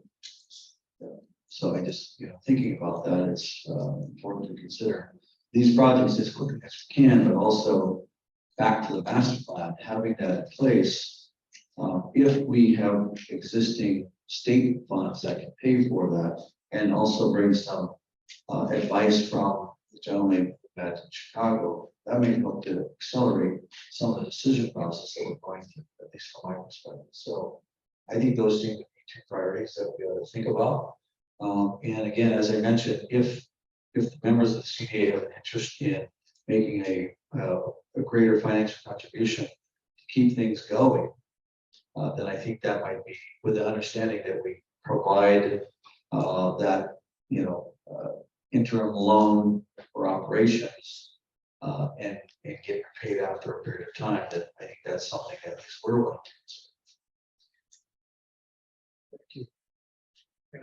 I think Commissioner Blanc would love to report Umatilla standalone credit to the CDA for 10%. Oh, we didn't talk about that part yet. That's low, right? Okay. Let's see.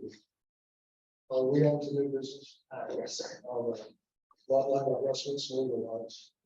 Yeah, Don, do you want to take this? Do you want me to take this? How do you want to start? Go ahead.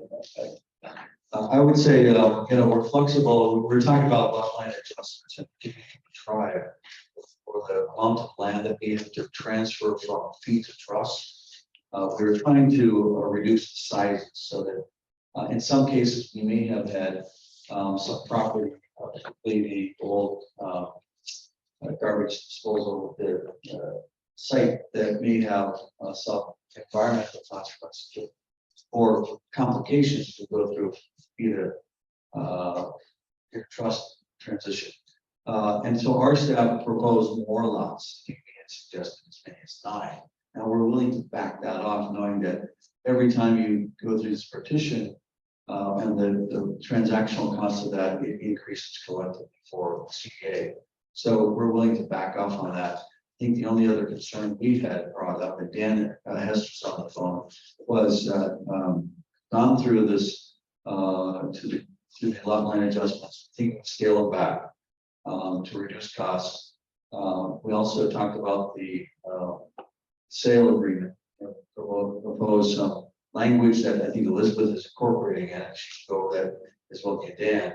But we just want to make sure that as we look at the cost for that, there's a cap on it, because we've already incurred costs. We helped develop the sale agreement with our legal fees, incurred about $30,000 just from the tribe side. And we know that there's transactional costs.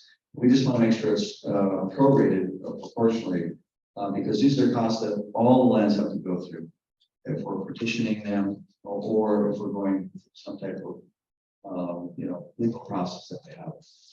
So our attorney fees are much less than your rate of attorney fee. So we'd rather use our attorneys as much as we can. So that's just a brief overview. But Dan, I don't know if you're still on the line or not. If you have anything you wanted to add. Yeah, Donna, the only thing I wanted to add is, like you've just mentioned, we've incurred over $30,000 in survey, legal, and associated costs in connection with this proposed CDA to CTOIR transfer. So, and what I could see from what we got from Elizabeth was that all of the land use costs they were gonna ask the tribe to pay for that. So, the land use cost had to be shared between the tribe and the CDA. You would incur those anyway. I think we still have some discussions as to the number of tracks that each party might get as a result of the property line adjustment process. But I think other than that, the cost thing was the biggest issue. And then finalizing all of the easements that would be required or would be imposed on the 4,000 acres the tribe would get. I need to get a little bit more familiar with all of those, but I think we're getting closer. Mr. Chair. So before you is a map. And let me step back on this really quick. In this role, my job is to be the director of CDA. And so I pushed back in the negotiation with CGIR, and they're requesting what's it, 10 or 9, 10 or tracks. It was 8 tracks, Greg. 8 tracks, and several of them are existing. I pushed back simply for negotiations and stated it'd be up to the board to determine the appropriate number. What I would also share with you is I pushed back on the expense side. But I would state, I think it's very logical what Tom shared and what legal counsel has shared in terms of the cost of sharing expense. As the CDA director, I was being fiscally prudent, pushing back, but I said, let's bring it to the board. So the question before us is, we have 19 tracts of property on the Umatilla County portion of the land. We can divide those up and use those in many ways. The question before the board is in a collaborative effort with the tribe, what is the appropriate amount of tracks the board feels comfortable? What's the term? I'll say turning over, authorizing the tribe to have, and then doing your own calculation to determine how many of those remain that for the CDA's use. Just for clarification, so that I understand that is parcel number 5, is that the former Google site? And is that item F on the other map? And, So and 5's one of those that was on. that's F on the other map. Correct. So which ones are already in existence? Can you tell us that? I'm gonna go forward. They're the ones that are outlined in red.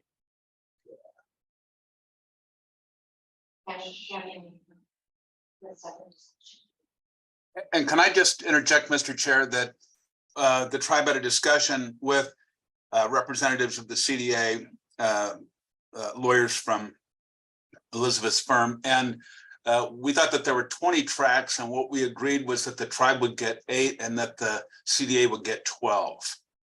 Well, I just heard that there was 19 tracks. As Don said, we're prepared to adjust, but we'd like to get 7 or 8 tracks so that we have some flexibility in how these tracks are allocated, and of course, to facilitate the defeated trust process, as Don mentioned. Thank you, Ben.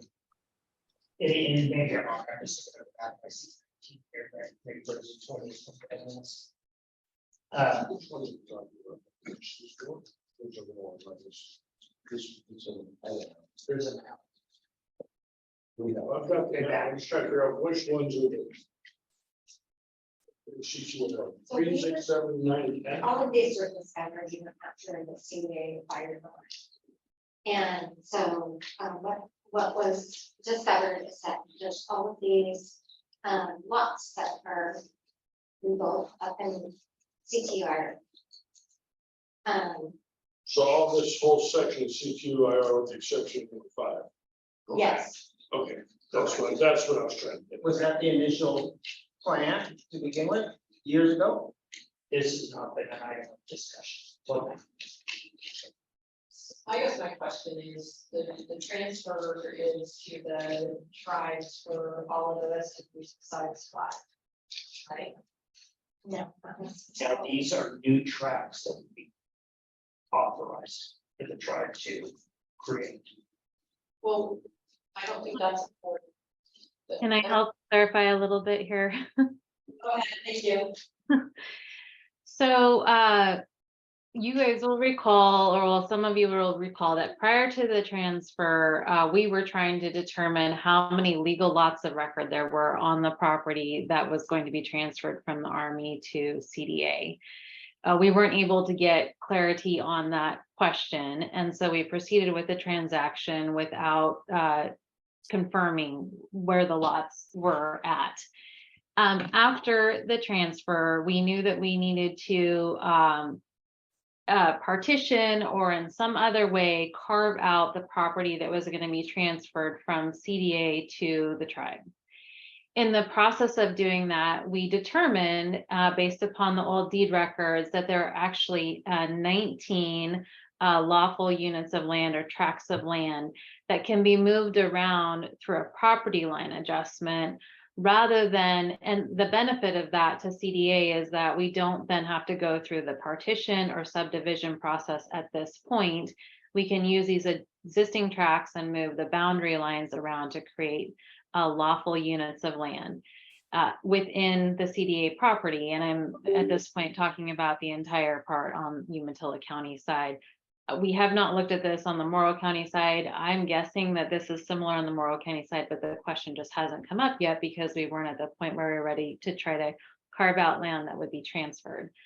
So there's a huge benefit to CDA of having these lawful units of land in that we can do property line adjustments rather than having to do partitions or subdivisions in order to create the lots that are necessary in order to develop these leases, options, or purchase agreements, whatever we land on. So that's one piece of it. In addition, we have to create a unit of land that can be lawfully transferred to the tribe. We also have to, in that process, carve out the Cleaver Farm parcel, which we are under an option agreement to sell them that parcel that's, you can see it's kind of circled as 4 on the map in front of you in green. And then we have to reserve the DeMille site. So we have to create a lot there too.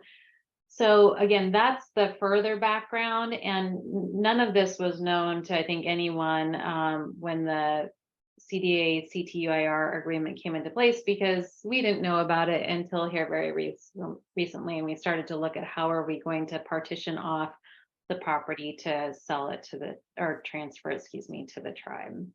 So that's the background.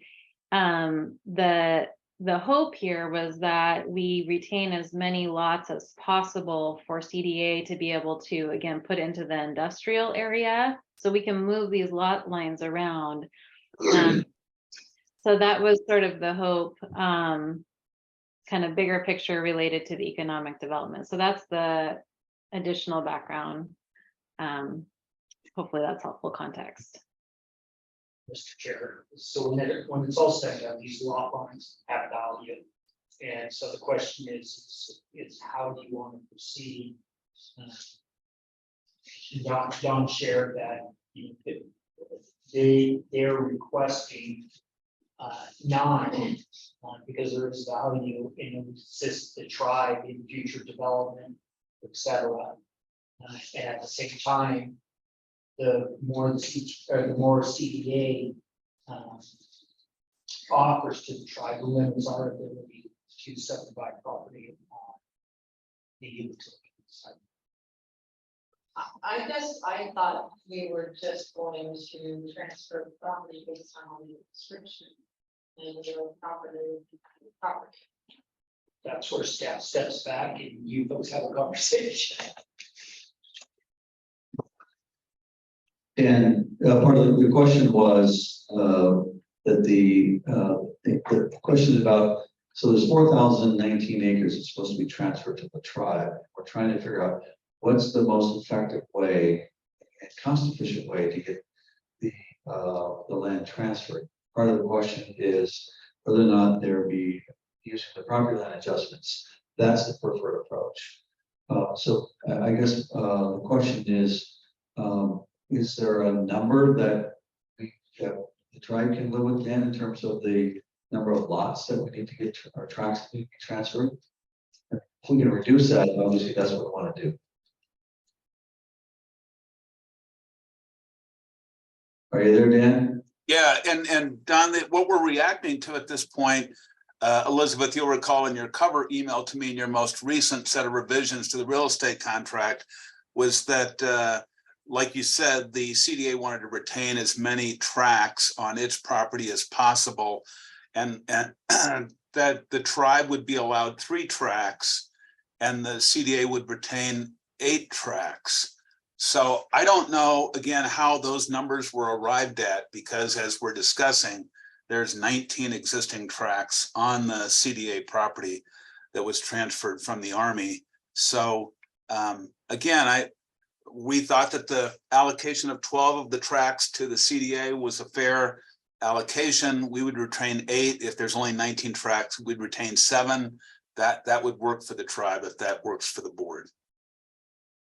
Well, don't forget that you also have to have the DeMille site and the Cleaver Farm site are also tracks that have to be created. We have to create these lots in order to transfer the property. And Elizabeth, in our proposal that we discussed with your land use guy, we created separate parcels for the farm and for the DeMille site. So that's all in our proposal. So yeah, it's correct to say that of the 12 tracks that the CDA would have, one of those tracks would be the Cleaver Farms parcel that you would transfer to them. But so that leaves 11 that the CDA would retain. So, Dan, if I understand correctly, and Elizabeth, jump in here, of course, we're not talking about a change in the total number of acres that would be transferred. We are not. Okay, to the earlier commitment.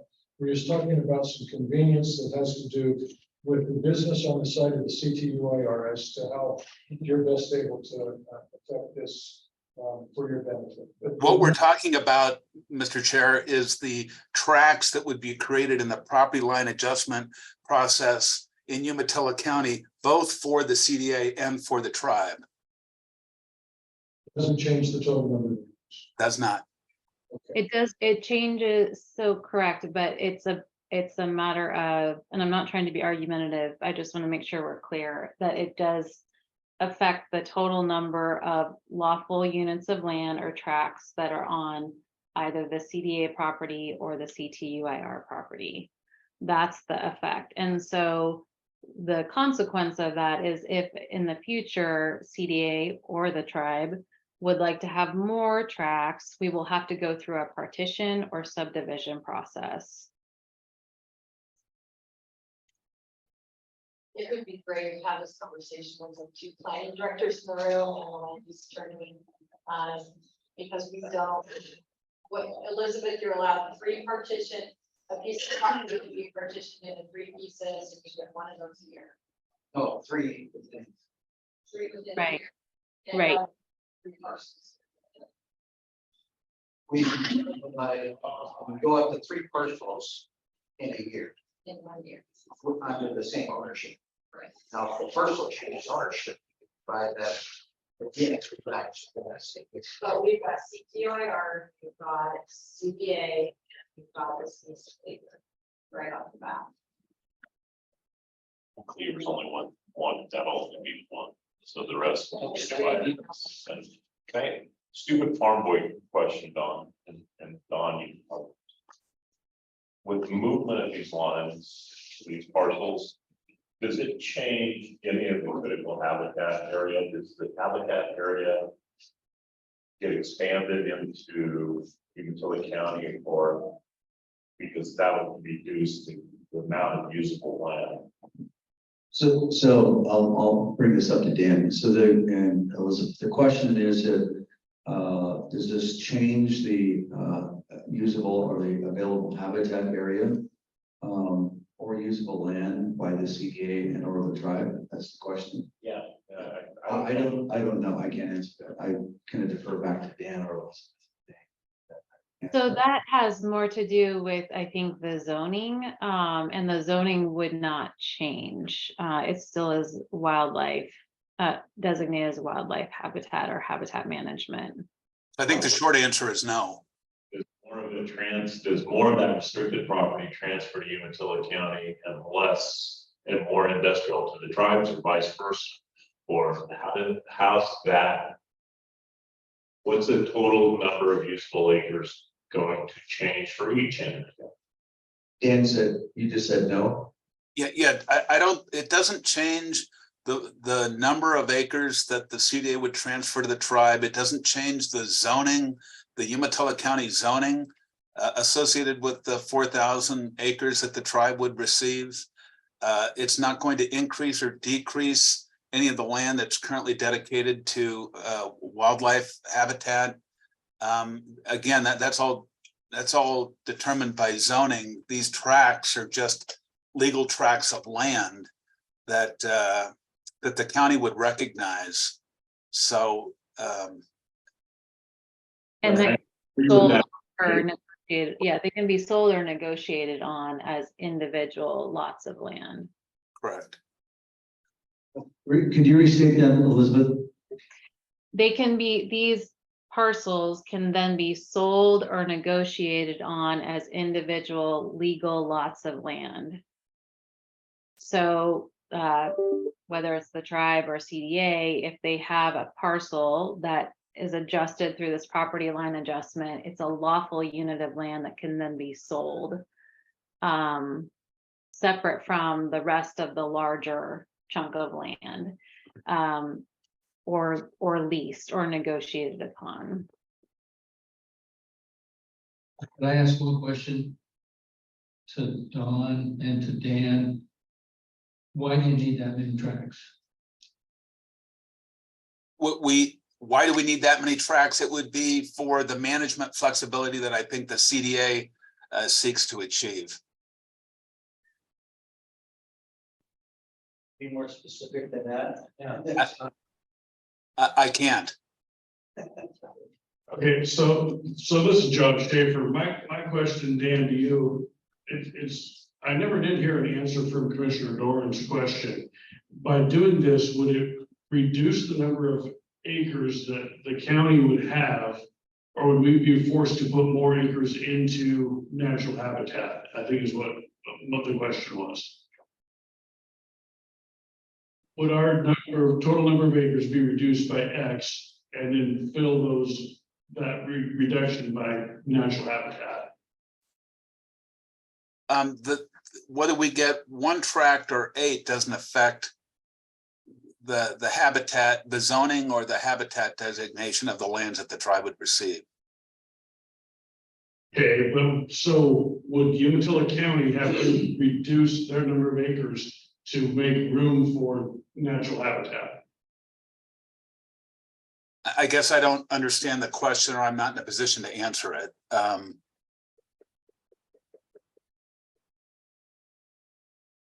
I think what he's asking is, will the habitat go away and will Umatilla County be responsible for any more? But the zoning of the property was something that we designated within this board. Any of that can be changed at any time based on going back to the respective counties and changing the zone. Right? I would prefer that we have this conversation with our Umatilla County planner or county planner in the room. That way we can ask them all these questions. I was under the assumption, and I didn't look at the deed itself, I guess, clear enough, but under the assumption that when we purchased that property, that we would just be transferring that property to you. And lot line adjustments within that parcel, I don't think this board cares about, other than we have to carve off the cleaver piece and the DML site to make sure that it's correct and not mess up our partitions.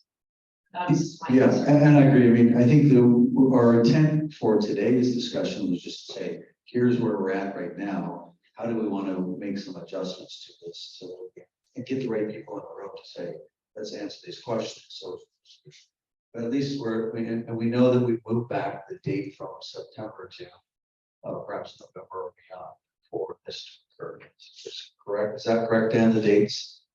Just because they require more time. Yeah, Elizabeth has proposed that we push back the closing date to before the end of the year from the September 30 date that's currently in the draft.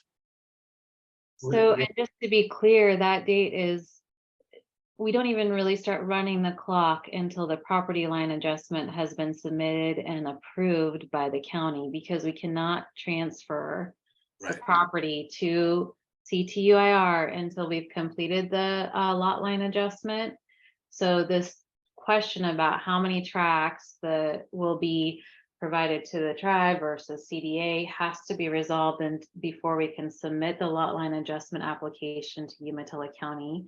So just, I want to be above board and clear here that that November date was assuming we were basically ready to submit that lot line adjustment application, and without a decision on this issue, that November date will get pushed up further.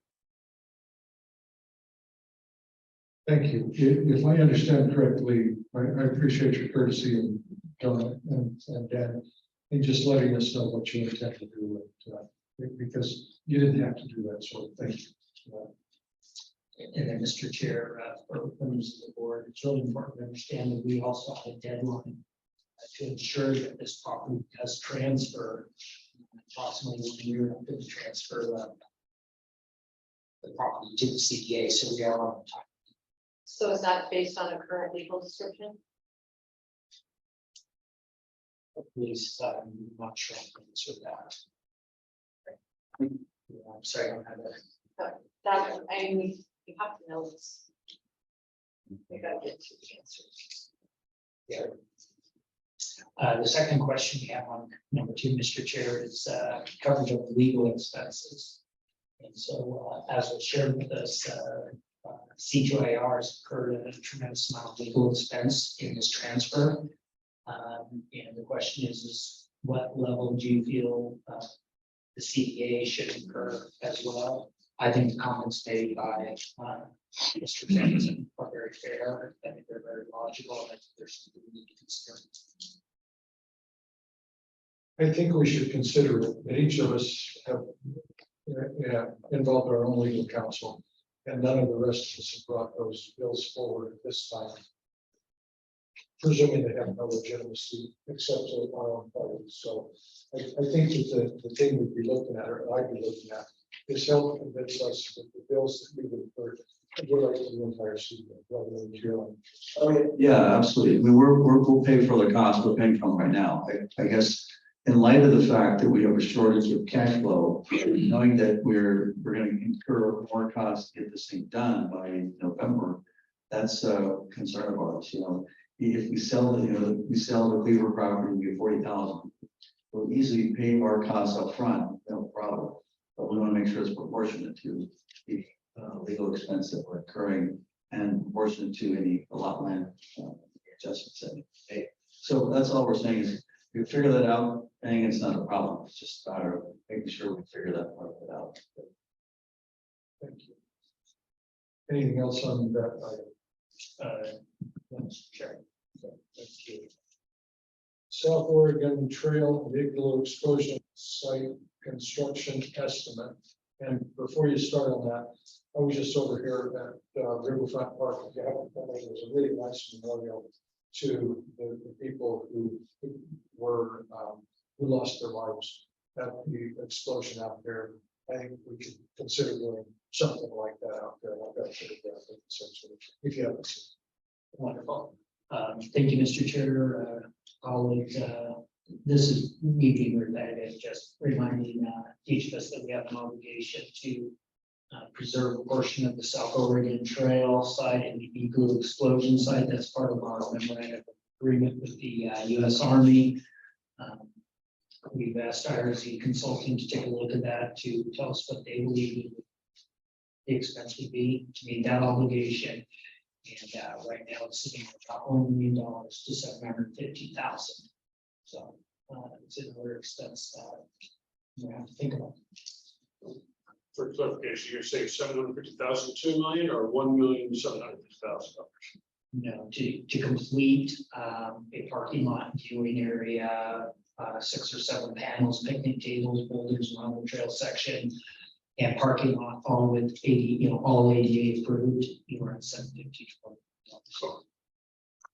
That's going to the fence from the socials.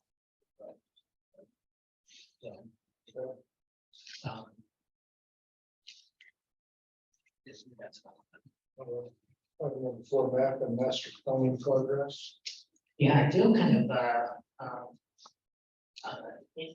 I've heard from the board, Mr. Chair, loud and clear about the need for master planning. I feel a little inept today because we've really been working on this, really working hard, and our intent at the next meeting will be to, one, block out time for this conversation, but two, also to bring forward the work that has been done. We've been working closely with the Umatilla County side, with the Umatilla County planner. We've been working with UEC. We've been working with these companies. We've been working with the Department of Transportation, all to determine what are appropriate utility easements, transportation corridors, where makes the most sense for water, wastewater, et cetera, to be developed in the future, all taking into consideration the water injection project, and taking into consideration appropriate zoning, et cetera. So IRZ has created a living map. It's on an app. We will make sure we send it all out to you. You can see everything we're discussing. So as things change, we'll be able to update it when we're out in the field. If anyone wants to look at it, you can look at it and show it. But a tremendous amount of this work has been undertaken. I just been looking forward to it, and I should have had on the front end of the meeting, and I think that would make things a little clearer. So lesson learned on my behalf. I'll make sure a future meeting is on the front end. If it's okay with you, Mr. Chair, we'll block out a large amount of time for further conversation. Oh, that's great, thank you. Will there be some planning or a meeting with all stakeholders to put our 2 cents into what we might think is the future looks like? On the utility kind of side, the rural kind of side. Mr. Chair, if I've heard everyone correctly, the answer is yes. We'll do our very best job to invite as many of the stakeholders as we can identify. And then I think it'd be most appropriate for us to find a venue to where lots of folks can be in there to participate. Maybe we even have a public hearing for folks to share their thoughts. And this is not, let me be clear, this is not a one-time event. This is going to be multiple steps. And hopefully at the end of that, you folks will give staff direction on what you'd like to see accomplished based on the public service. And if there's anyone, Mr. Chair, if there's anyone that you folks would specifically like invited, please just tell me and I'll make a personal invitation to them. Okay. Economic development updates. This is put on the agenda just at your discretion. All right. I would assume we all know what we've each been doing because it's ongoing and so forth, and in the interest of time, unless there's anything else, I'd like to adjourn the meeting. Oh, public comments. Thank you, Debbie. Any public comment? Well, a few people here, anything from any of you? So I know Fred Coleman. I see there's one chat there. Did the chat get addressed?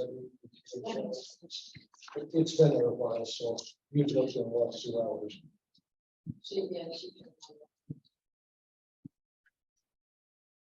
Oh, so I did address to Craig. I'm not sure if he's still on though. And then Jared Cook had to. So I guess we could ask if Craig is online. Craig Coleman? Yes. Craig, are you there?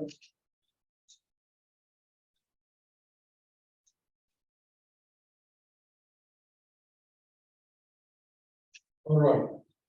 Hearing nothing, hearing none else. Thank you all for your time and interest in being here. Greg, we really appreciate all you do. Does that miss back to Craig Gates Center is just like a draft? That's Well, it says Craig gets $30,000. Because he's not online. Oh, okay, so then, well, that was at one time, I can't see that, but that was an hour and more ago. So, Mr. Chair, before we exit, if I heard the board correctly, I'm going to share with staff that express interest that at this point, I'm going to work through a master planning process.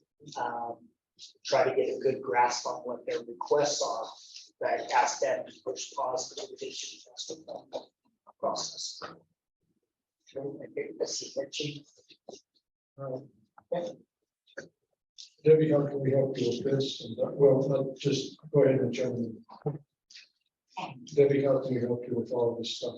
I want everybody's packets, if you want to take the insides, that's fine. You probably have it in an email. Yeah. We get, All right, thanks, guys. Really appreciate it.